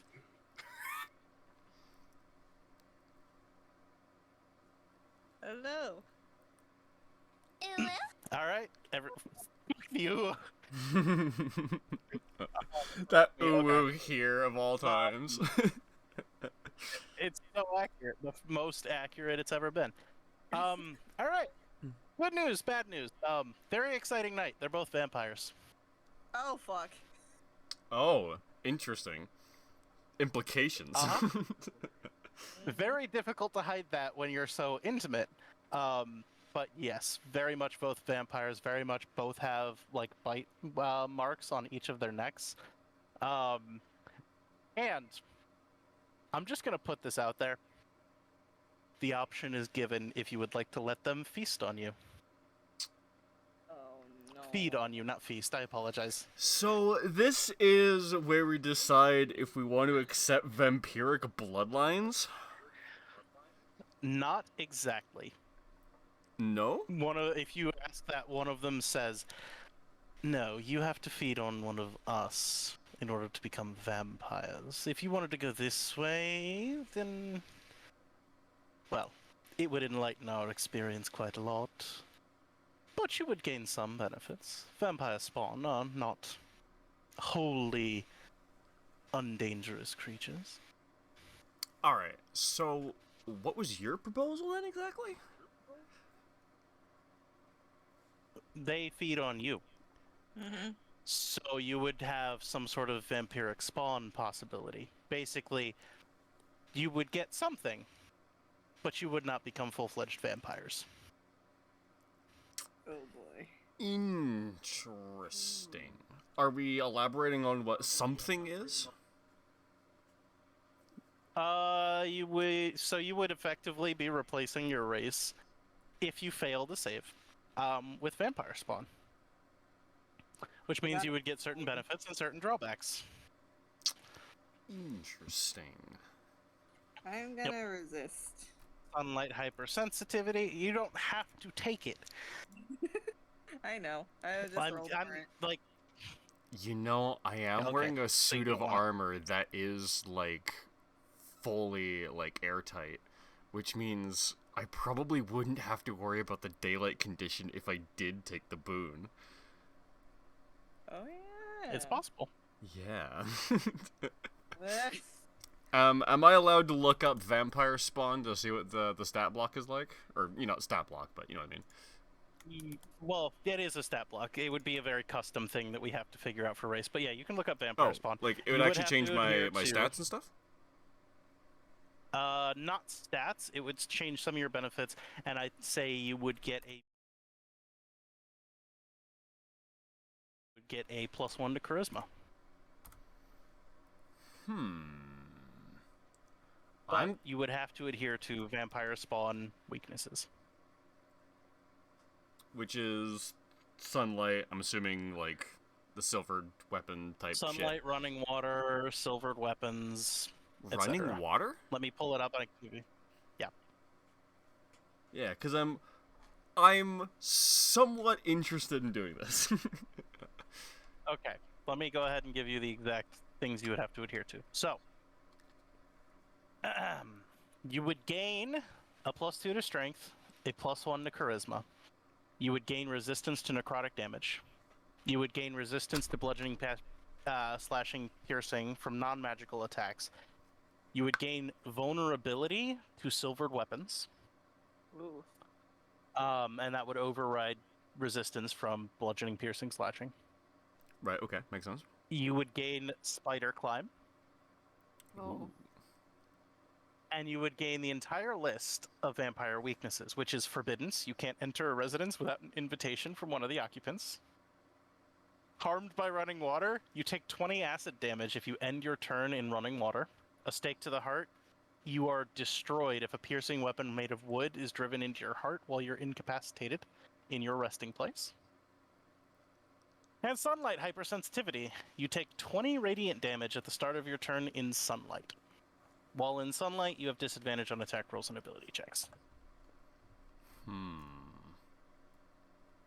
So, major benefits, major downfalls as well. And what would happen if we went the other way? If you didn't want it, No, if we bit the other way. if they consented, which I'm going to tell you right now, they don't, Oh, okay. never you mind. would become full-fledged vampires. Which means Oh. everything about your stat block would be replaced with vampire. Wow. Yeah. So it'd just be a +2 to, like, my strength stat, right? Yes. You know what? I'll say... I will go ahead and say that because this is kind of an interesting thing. +2 to any physical stat of your choice. strength, dex, con. +1 to any mental stat. Int, whiz, charisma. Yeah, okay. I would definitely take it under that for sure. Okay. Yeah, I could deal with that. Not being able to go into just residences, like it has to be like a place of residence before I have to like ask for permission. It specifically can't enter a residence without an invitation from one of the occupants. Okay, perfect. Because if we're like storming a fortress or something, I would want to be like, "Can I please enter your fortress?" That's not a residence, Mr. Warlord, but the sir. barracks might be Yeah. considered. Oh, the barracks. The barracks Okay, might interesting. be considered residence. I will consider that for the future, but I am definitely going to do this because I follow the will of the dice, and they have led me here. Fair enough. You slept with the vampires, now you are vampire spawn. Well, assuming that Choco also wants to take this. I'm not gonna go with it. Okay. They will fully, like, if you don't want it, they're not going to, like, put it on you, so you don't have to roll or anything. But for you who wants to try, you still have to make a con save. Oh, okay. I can probably do that. This is just your natural resistance to this. Oh, so like I need to The DC fail is to become a fairly vampire? high. Yes, you are looking to roll low here. Interesting. Oh, you know what? I'll roll my dice. That usually gives me a crit fail then. How about that? Succeeds, right? That one, just out of curiosity. Well, that's actually not a crit fail, but it's not high either. Oh, I have a decent con mod, but it's still only going to be on 11. So I'm assuming that's a fail. Yeah, not even close. Yeah. These are vampires. That's 11 isn't shit. Yeah. 4 + 7 All right. still ain't great, even at +7. Yeah. Good choice though. Yeah. Yeah, that's my one dice that never works out for me, so I'm glad it still doesn't work out for me ever. Fantastic. So yeah, we will go ahead. I will go ahead and build up the character for you, or the race for you, just so you Hell have yeah. access to it. But yeah, There you go. basically the situation here is it's gonna have a whole bunch of bonuses, but with like these big flaws, because a lot of these are gonna be rough, like running water, stake to the heart, and then like sunlight sensitivity. It'll be interesting to see how your armor plays into that. Yeah, that will be. I'm curious. I'm gonna sit down and like think about that quite a bit. Yeah, I might have to like do some extra work to like fully sunproof the armor, but like based on the way that like the arcane armor like thing works is that it is like fully like there's no holes in it anywhere. So that I might be able to get away with that really easily. It's definitely possible, yeah. At bare minimum, like, you could get away without the damage. You might still have difficulty with, like, certain things in sunlight, or in direct sunlight. Oh, yeah, true. Unless you're standing in shade. But, like, you can definitely get away with taking the damage away, which is kind of, like, the biggest problem there. Yeah, And then everything just else is kind of plan manageable. to avoid. Yeah, especially if you just plan to avoid sunlight. Just be like, hey, guys, we're going to be nighttime people now. Yeah. All right. I guess let's jump back over then.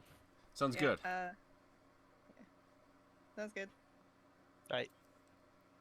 Hello. You're back. We had a night of terrific passion. It was amazing. I pride myself on how long I take. My phone's about to die, by the way, so Well, it's a good thing session's over. Oh, I was gonna suggest that before we like left, go- we decide whether or not we're actually killing the governor, since we sort of needed to officially do that, even though it kind of sounds like we're all in. We could go actually look into it a little bit more, but Clunk is definitely voting slaughter. Yeah, I mean, like, I don't think I can say no to this guy after what I after what I did to him. What a way to describe that. yeah. How you doing? Kristen's tired. She's going to bed. That's fair. It was both of them, right? Say again? It was both of them? Yeah. I think so, right? Both captains? Yeah, it definitely was. Both captains, you two, and I'm gonna roll something. Hold on. Surprise Oh, guest. It's like that whole like sitcom thing. The door opens, everyone's like, "Whoa!" Woo! It's like Happy Days. The door opens and everyone's like, "Mark!" Oh my god. Yeah, no. About 10 minutes into you all kind of like getting into it, the first mate showed up. 100% joined. Oh hell yeah! We're interested. Hey, What's he- yo! Yeah, no, that'd have been my reaction. Be like, oh hell yeah! Get in here! The ultimate swinger cruise, guys. We did it. This is definitely not what I thought I was flying up to. when I heard Basil got stolen by the cloud or whatever shit got me up. Man, better go up there and fuck.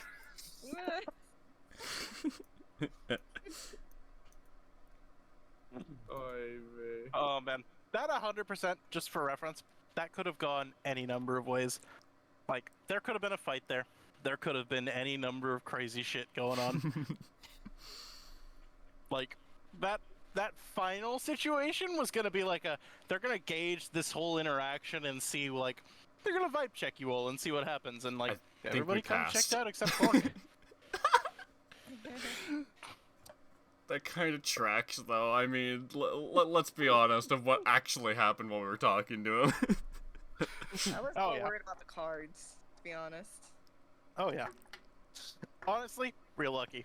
There's a very real possibility Clunk just ended up on a shelf somewhere in somebody's collection. Yeah, I was emotionally prepared. But there's no out of character. That's too. It would have been too in character not to. Oh, 100%. That's why I always put the candy there. Because, like, I know somebody's going to eat it. Doesn't matter if it's been on the ground. Somebody's going to take the candy. Oh, okay, what does this freaking rod do? What is it? Hold on, let me... Okay, yeah.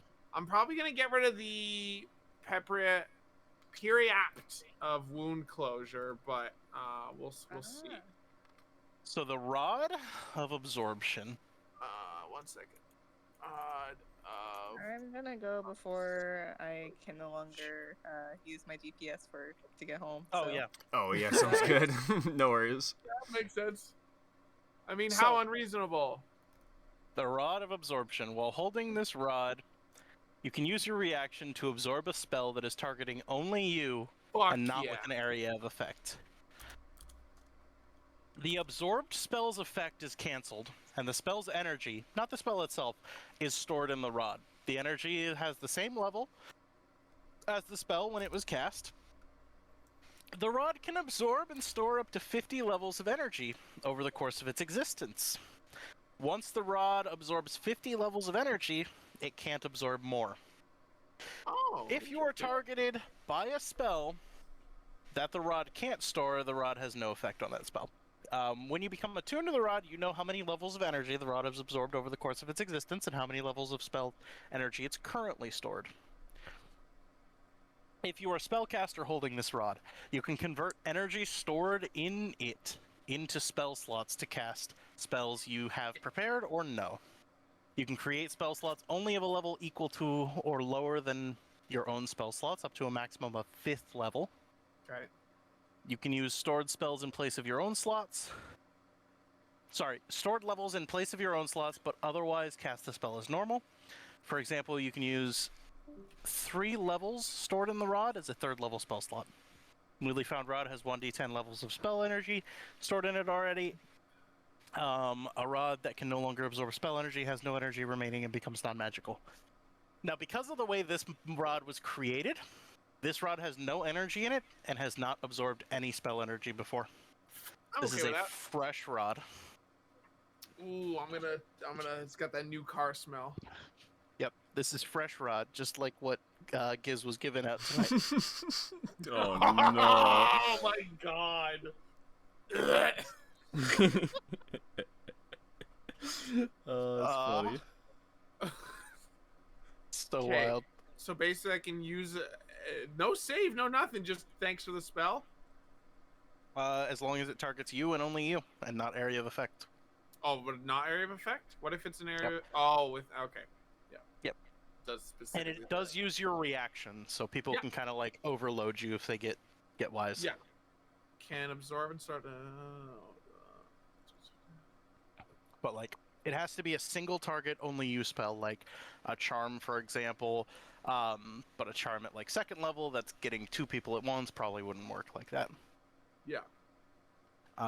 Things like Scorching Ray obviously wouldn't work unless they hit you with all 3 blasts. Yeah. But yeah, still a great thing, especially when you take into account like Finger of Death, Power Word Kill. Yeah. Finger of Death is what I gave Start him word last night. kill, like, nah. God damn it. What's that? I said They Finger don't of know. Death is what I gave him last night. Ah! Power word thrill.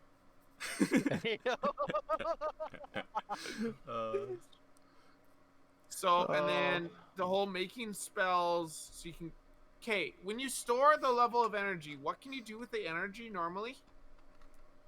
That's how you can use it as spell slot energy. It can't be used to make any spells above 5th level, but you can basically use it as your spells. Okay. So a non-spellcaster wouldn't be able to use it as well. They would just absorb. They would No. just block shots. They would be able to block it, but yeah, you wouldn't be able to do anything else with it. Because you're a spellcaster, you can block it and then take that energy, add it to your list, and again, you have 50 total levels that you can absorb over its lifetime, over the course of this campaign. So, If Use it we're carefully or not wisely. at like max, or if it's not almost maxed out by the time I go to fight boss fight, I'm just gonna spew a few of my own in it, just to save up for the power next it up fight. for the couple days, yeah. That's a good idea. Because yeah, that's effectively what it is. It is a battery that you could basically fill up over the course of a campaign, go into the final boss fight, and then just cast 25th level spell slots immediately. Yeah. Or not immediately, but over the course of the fight, and then still have all of your own spell slots. Yeah. It's just too bad it overloads eventually. Interesting way to do that instead is you can make it, like, obviously not for this one, I'll use this as raw, but you can make it where it's like you can only ever store like 5 points, so it's smaller storage, but then wouldn't overload or wouldn't. Yeah, I think there is an item like that. What's that? I think there is an item like that. I think this is just distinctly different because like the thing about this that makes it more powerful is the fact that you can battery charge this up a lot and then just dump it in one big fight. Oh yeah. Like, I'm definitely just gonna save it up for like, And so each level of energy is basically a spell. Is a single level spells. Yeah. Dope. Yeah. So if somebody hits you with a power word kill, you absorb 9 levels of spell. Yeah, that's a two-pronged. I think I might actually get rid of the Ion Stone thing. As cool as it is, I never used it, and it was too complicated. And at best, it's giving you like a level, like a turn of concentration overlap. Like, yeah, the thing that like gives you extra concentration. Yeah. It's complicated. It's really good if you're like an area of effect user, like druids and clerics. It's really good for. Sorcerers, it's kind of 50-50. It depends on what you're taking. It's a lot better if you have a lot more variety of spells. For sorcerers who don't have a lot of variety, it kind of it falters a little bit. Mm-hmm. Feats, blood vial, dope. I'm gonna write all of this down and hold in this thing, on this thing. Oh, what a session, though. What a session. I was like, no, we just stole my shit. Screw that. Give me another one.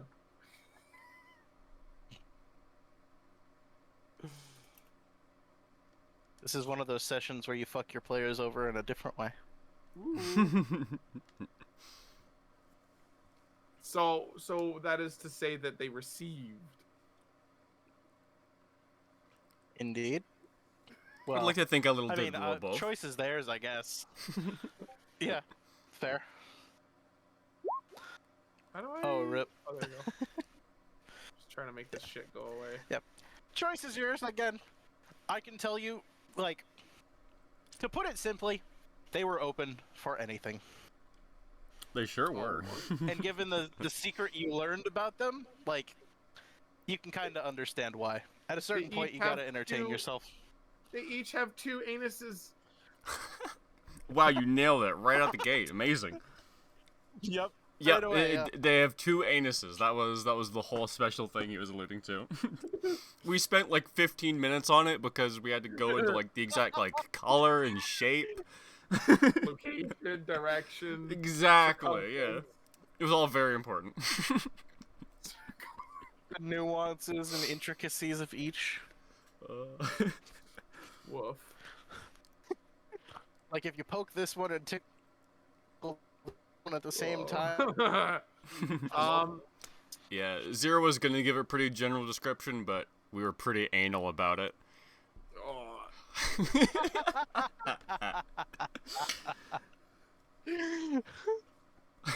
Oh, man. Yeah, but definitely hold on to that rod. That's all else fails, that sucker is a extra spell slot battery. Yep. So that's pretty great. And yeah, Straight no, having someone cast like a single level or single target spell and just be like, nope, that's gonna be great. I'm gonna have to look at all my NPCs now and figure out who's gonna get fucked. Oh, I cannot I'm wait curious. to fight Serena. And Yeah, I was gonna say I'm gonna look at Serena real quick because I'm Yeah, very that fight'll go curious how that's interesting gonna now. go. Let me take a look at our spell list.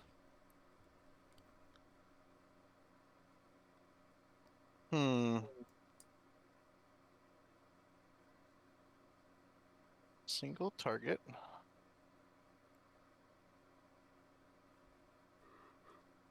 Anyways, I should probably hop off, go tuck Kristen in. Single target. Oh boy. Yeah, I'm also gotta get going. I gotta sleep before I drive at like 6-7 hours. Yeah. That's fair. Yeah, Scott. Well, let's touch base like next week once it's a little closer. But Sure. I'll throw it in my calendar there. Just like tentative. Whenever you're free, whenever we're free. Oh no. What? Just a spell you can bounce, probably. There's a spell she's definitely gonna cast on you, and it's gonna do nothing. Oh yeah, well like shit, freaking what's his balls went and charmed me, and I'm like no. Oh yeah, but she despised her brother. She has nothing like that. Fair. You don't have to worry about charms with her. She's far more calculated. Unfortunately, you're gonna fucking bounce the first thing she's gonna do to you. Yeah, it'll be really funny. It'll be fucking hilarious. Because I'm not gonna remember it when it happens. I guarantee I will not remember that I gave you this fucking item. Gave it to me. I exchanged the clothes off my back for that. Really did. Quite literally. 400 gold and a bunch of random ass bullshit for a very rare magic item. Yeah, I really didn't have much. Oh, let me. Oh god, I gotta go and actually adjust the shit on my character sheet now. Oh. 0. You know, at least there's 0. some things that she definitely isn't gonna get fucked over on, but man, the one have that she so many definitely has random prepared things. for Clunk is gonna be rough. Do I lose my healing potions? No, They're not on. magic items. Oh, yeah. Healing potions count as Scroll magic items. I forgot about that. invisibility. Yes, yeah. The drugs is where it's kind of like iffy. You lose some of the drugs, but like the one that's like super special, you don't lose that one. Yeah. Crystallized dragon blood? That's definitely gone. That's mundane. Rip. That's just drugs. Oh, I forgot about my 2 bags of holding. Wait. What about the stuff that was in my bags of holding? The stuff that was All in gone? would still get gone, but the bags themselves would be fine. Yes.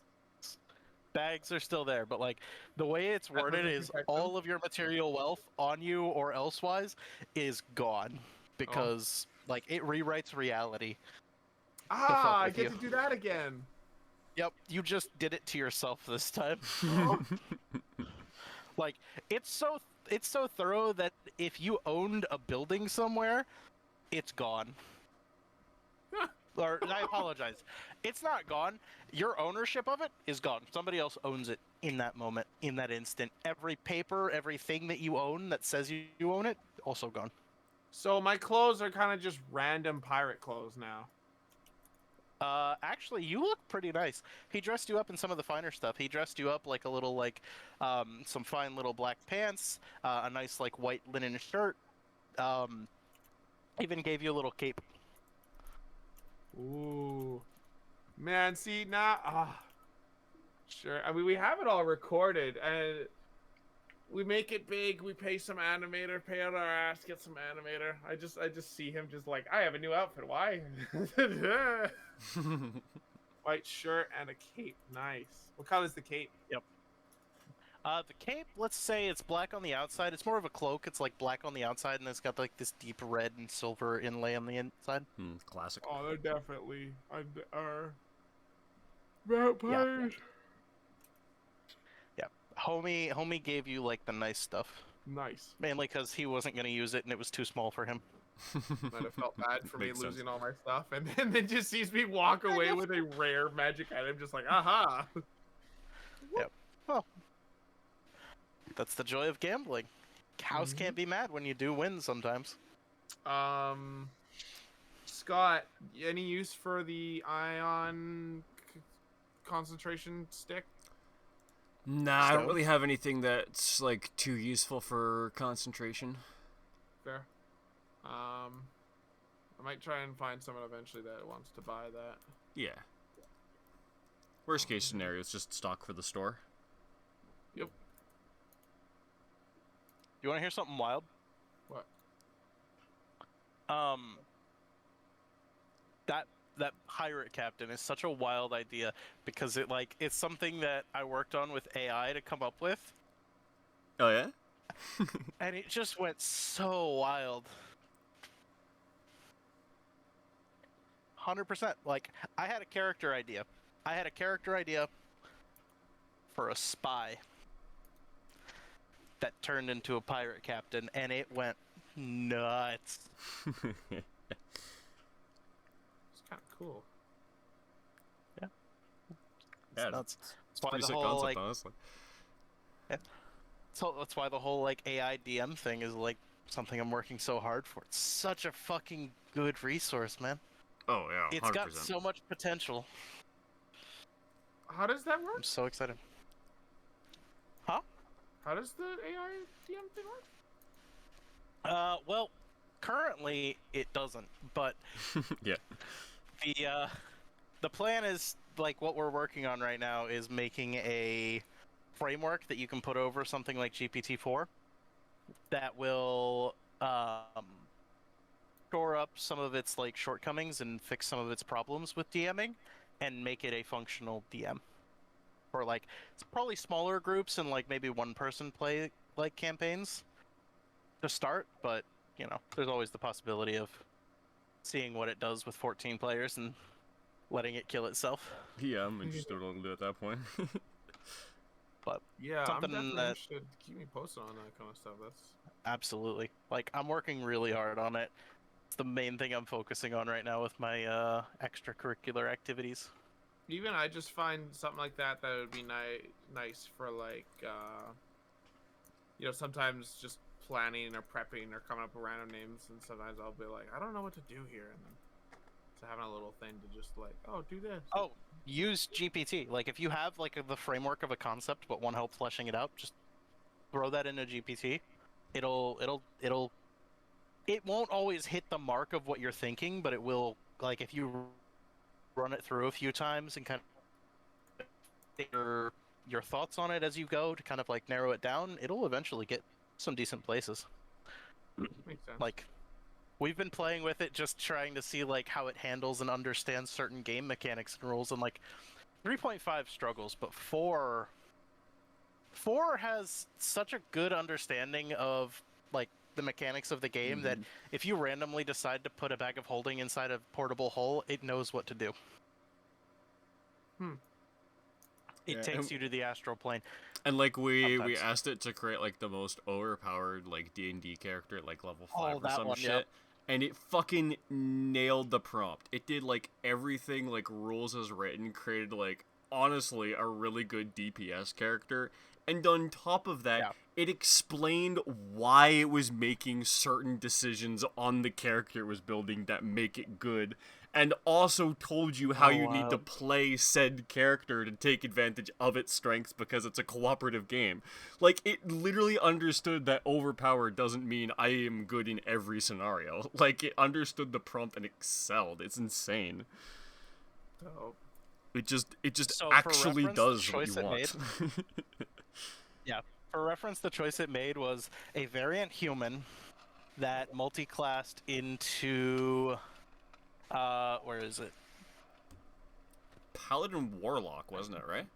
Yes, it's 2 levels of... So for a 5th level character, it's 2 levels of Paladin for heavy armor, martial weapons, divine smite, and a fighting style, and then 3 levels of Warlock for the Pact of the Blade and Hexblade. Yeah. Oh, you cut out. Oh, Robot Zero's back. He's become ChatGPT.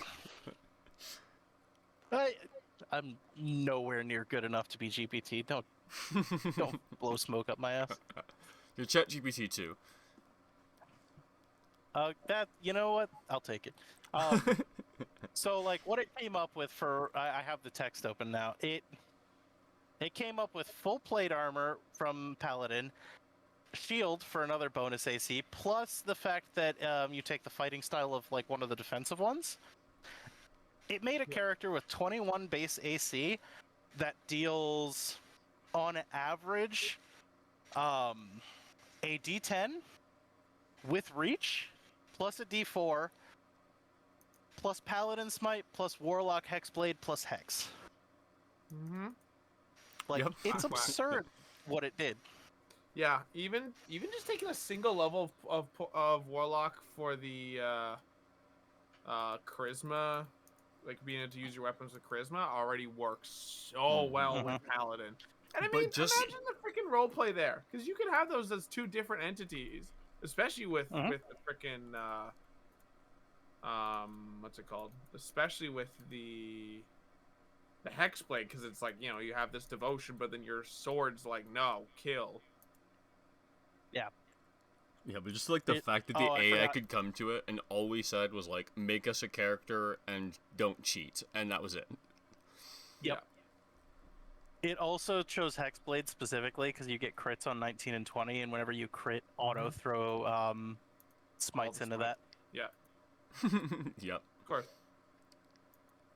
Oh, and you heal when the cursed target dies, so you get extra stuff there too. Hexblade's fun. Yep. This was its so it has a tactics tab here. Use your Hexblade cursed on the toughest opponent. Cast Hex for additional necrotic damage. Use your action to attack. Smite for massive damage when you hit. Eldritch Smite when you have Warlock spell slots. Bonus action can be used for the Polearm Master extra attack, moving Hex, or using Paladin spell like Shield of Faith.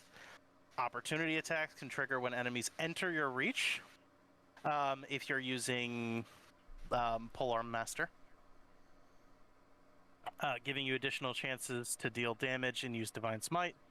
And then it gives you a progression readout too when you reach level 4 or in either class, considering increasing Charisma, yada yada yada. It even has a weaknesses to consider area. It's so wild. It's so absurd how good it came up with something.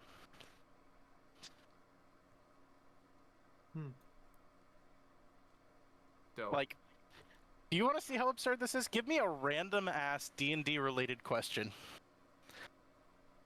Something that you'd like expect DM to take time to figure out.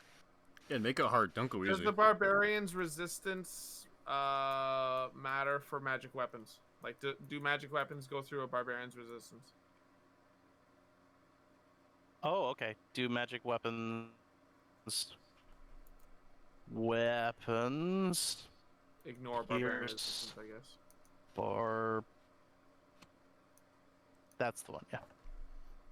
Ignore barbarian resistances. I haven't come to a definitive answer. I've just decided for my games it does, because the amount of times a enemy will have magic weapons is so freaking rare, and when it does, sorry barbarian, sucks to get hurt. Oh yeah, I 100% agree. ChatGPT agrees as well. So, It says that anything that's because they're considered magical, they get through it. Anything that apparently also silvered weapons can get through barbarian resistance. I don't know if that one's true. I think That Yeah, might be GPT might be suspect. making some shit up. Let me double check. Because barbarians aren't werewolves, no, or was it devils? vampires.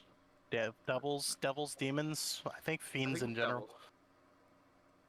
devils. Not as much. Oh, that's interesting. I can see why you're confused by this, because it doesn't have any caveats. It just says you have resistance to bludgeoning, piercing, slashing damage. Yeah, that's. But I mean, That's interesting. what does it talk about that? No, I'm just looking at the page because now I'm considering it, because I always thought it was you have, physical resistance against non-magic damage. I didn't realize it didn't specify. It doesn't. It's just like, here, there you go, take whatever you want. That's wild. I mean, I still personally think that if players can use magic weapons to get around resistance, NPCs that are smart enough can do the same. Yeah, and it's so rare, right? But Yeah. it's just it's gonna be so rare, and obviously with other things with resistance as well, and that's the whole point of magic weapons. Also, magic weapons go through things that have invulnerability to them as well, right? They do. That's an area where I kind of homebrew something where if they have invulnerability to bludgeoning, piercing, slashing, and a magic weapon can get through that, I'll still give them resistance, because I feel that's getting fair. through it entirely is a little bit iffy. A little cheeky. Yeah, for example, the biggest bad evil guy, the fucking Earth Titan thing. I can't remember its name. Trask? Tarask, that's the one. The Tarask that can be killed by a +1 dagger if you hit it enough times. Come on. Yeah. I also, this might be a weird thing. I haven't had a situation where it's come up, but I have this weird feeling where unless the weapon specifies that it deals magical bludgeoning, piercing, slashing to get around damages, I kind of don't look at it like that. Yeah, because there are a lot of flame magical tongue weapons or that just do other crap. poison dagger. Yeah, poison dagger, for example, that just adds poison damage. I like having those weapons in there because they are magic weapons, but they have magical effects, but they are not magic weapons. Yeah, they're not magic. And I feel yeah, I think they're fun additions, and I think it's a fun balance of you can get this item. It's cool. It has a bonus thing that it does. It's not magic for the purposes of getting around resistances, but it's still a cool thing that'll help you 99% of the time. So how does that AI program, how does that work for DMing? If you asked it, oh hey, plan me out, I don't know, chapter 1 of Ghosts of Saltmarsh, which is definitely something I would steal from it. So it depends. If you're talking about getting it to aid you in DM note planning, 100% works very well, very easy. I use it frequently because I have good ideas, but I also don't have a ton of time to write this shit down. So I will frequently use it to be hey, give me a framework of how to write this idea out. This is the situation. Don't fill too much in. I'm going to do most of it myself. And it does that very well. You can literally ask it to bullet point. Literally. Yeah. If you ask it to bullet point, it will just bullet point the information for you. It is absurdly clever. All right, send a link. OpenAI.gpt, I think. All right, let me get OpenAI. No, here, I got it. I'll DM it to you. Sure. Where is you? There is you.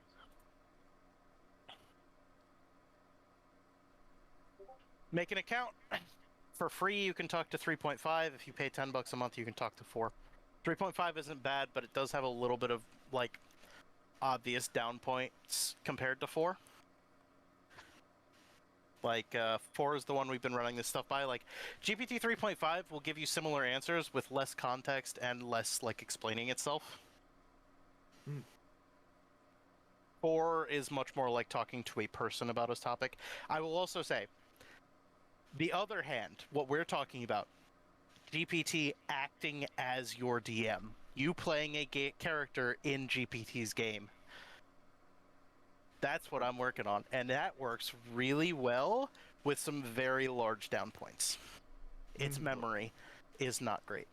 Yeah. Yeah. After about, I want to say like 20 to 30 messages, and which comes out to be more like 40 to 60, but like after 20 to 30 messages, it starts losing like key details. Yeah. Like, however, it is not so noticeable that it makes it painful to use. I have run and like played a character for several hundred messages worth of content, and like it does a fine job. You just couldn't give it to players. You could give it to DMs and have them run it, and because they understand everything, they know why. I explained this to Scott. Like, GPT doesn't know how to say no. Yeah. Yeah, that was it. Straight She's up. like, you want to do that? Okay. Yeah. It's literally impossible, but we'll make it work. Like, I will go ahead. I'm gonna do it right now. I'm gonna use the prompt that we've figured out. I'm gonna say, give me a starting point, and then I'm gonna tell it I want to kick something like to the moon, and we're gonna see what happens. Maybe even specify you're like a low strength character and see what happens. Oh yeah. Just if really I do that, it's definitely gonna tell me no, though. Oh yeah, well actually. I think so. I think it's smart enough to be like, well, you can't do that, but you do. What? Well, you know what? Let's see. I'm kind of curious now. We'll do one run of each. We'll see what happens. I need a character name. Jorgen. I'm gonna use Jorgen. Yeah. All right. I'm playing Jorgen, a weak wizard, a weak level 2 wizard. The setting is Eberron. And we are starting in Sharn.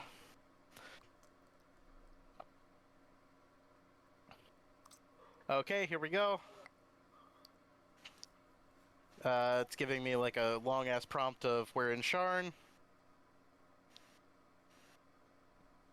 Okay, that's kind of wild. I gave it very little like input, and it started out with like, "Hey, you just arrived in this working-class district of like eclectic magic users. How do you want to make your mark?" It's like, man, this is wild. I want to kick something to cool. the fucking I moon. That's how I want to make my mark. I take out my Cock. gold coin. Jesus Christ. And I kick it to space.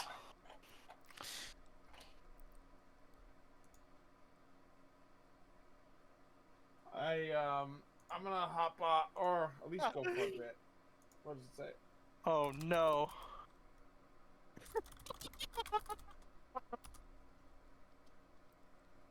As a wizard, even with limited power, you understand the physical limitations of your world. Kicking a coin into space quite literally is beyond the scope of normal physics. And your current magical capabilities. But Eberron is a world of wonders where metaphors and literal action often intertwine in stories. Perhaps the action is more symbolic for Jorgen, kicking the coin as a gesture of aspiration, hope to reach the heights of magical prowess that seemed as distant as the stars themselves. The coin arcs through the air, glinting in the morning light before clattering back down to the cobblestone of Lower Dura. I'm not gonna lie, that's This might kind of attract the beautiful, actually. attention It's so good. It's so good. This might attract attention of passerbys, some amused, others curious, or perhaps opportunistic. Does Jordan have a particular goal or message he's trying to convey with this action?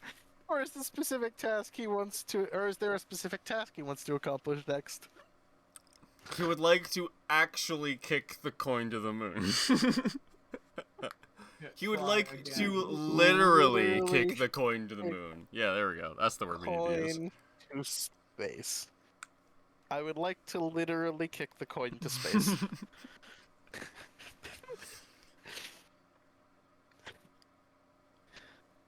If it says no again, I'll actually be kind of impressed.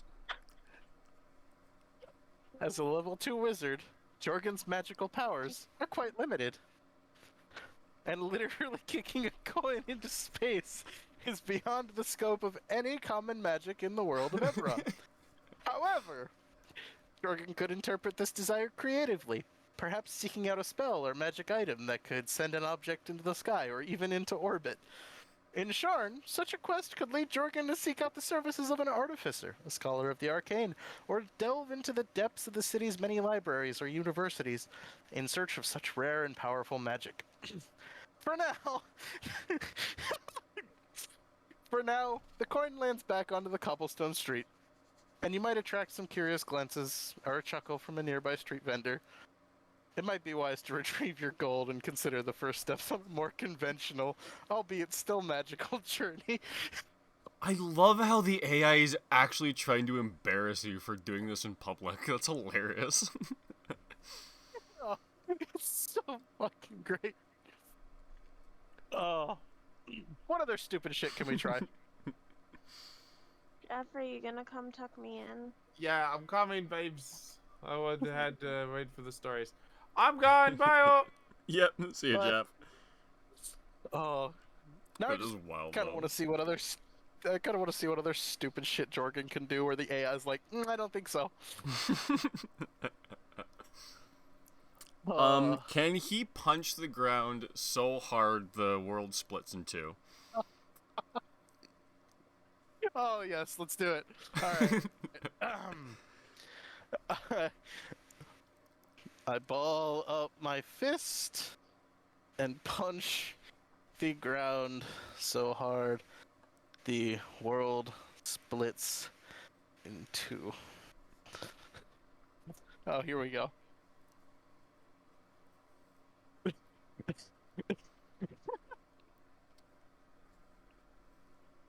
This is amazing! Oh yeah? Okay.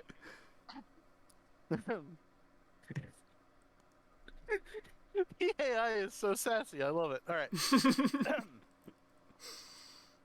It seems like you're aiming for actions that are grand and dramatic. They are not consistent with the abilities of a level 2 wizard, or Damn. almost any entity in the realm of Eberron.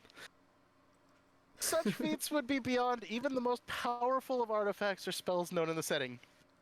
However, if Jorgen is feeling frustrated or seeking to prove himself through a show of force, perhaps he could channel that energy into a quest or challenge more suited to his capabilities. Maybe there's a local problem or mystery that could use the attention of an up-and-coming wizard. In the meantime, Jorgen's punch to the ground might not split the world in two, but it could draw the attention of a local who sees potential or trouble in this fiery spirit. Maybe a seasoned adventurer looking for a companion, or a local magic shop owner needs an errand run that could lead to some much-needed experience.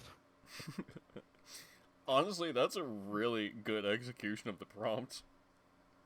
It is. Like, trying to do stupid shit, and the AI is like, this is a really good way to, like, redirect energy. It actually knows, like, how to say no, but also to be like, no, but if you want to do this, you could try to do it like this instead. Like, that's actually really cool. Alright, let's go a route that just came up. I pull a card from the deck of many things. Ooh, that is interesting. You know what? I kind of want to see if it lets me. From the deck of many things I find on the street. Oh, just tell it you find it on the street? Yeah, just see if it lets me.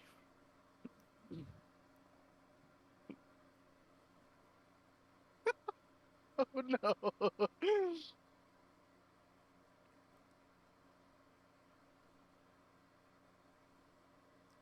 Yep, it let me. All right, here we go. Finding a deck of many things lying on the street in Sharn is an incredibly rare and dangerous stroke of luck, or perhaps misfortune. Agreed. The deck is powerful and often chaotic magical is a powerful and often chaotic magical item that can drastically alter the life of anyone who draws from it.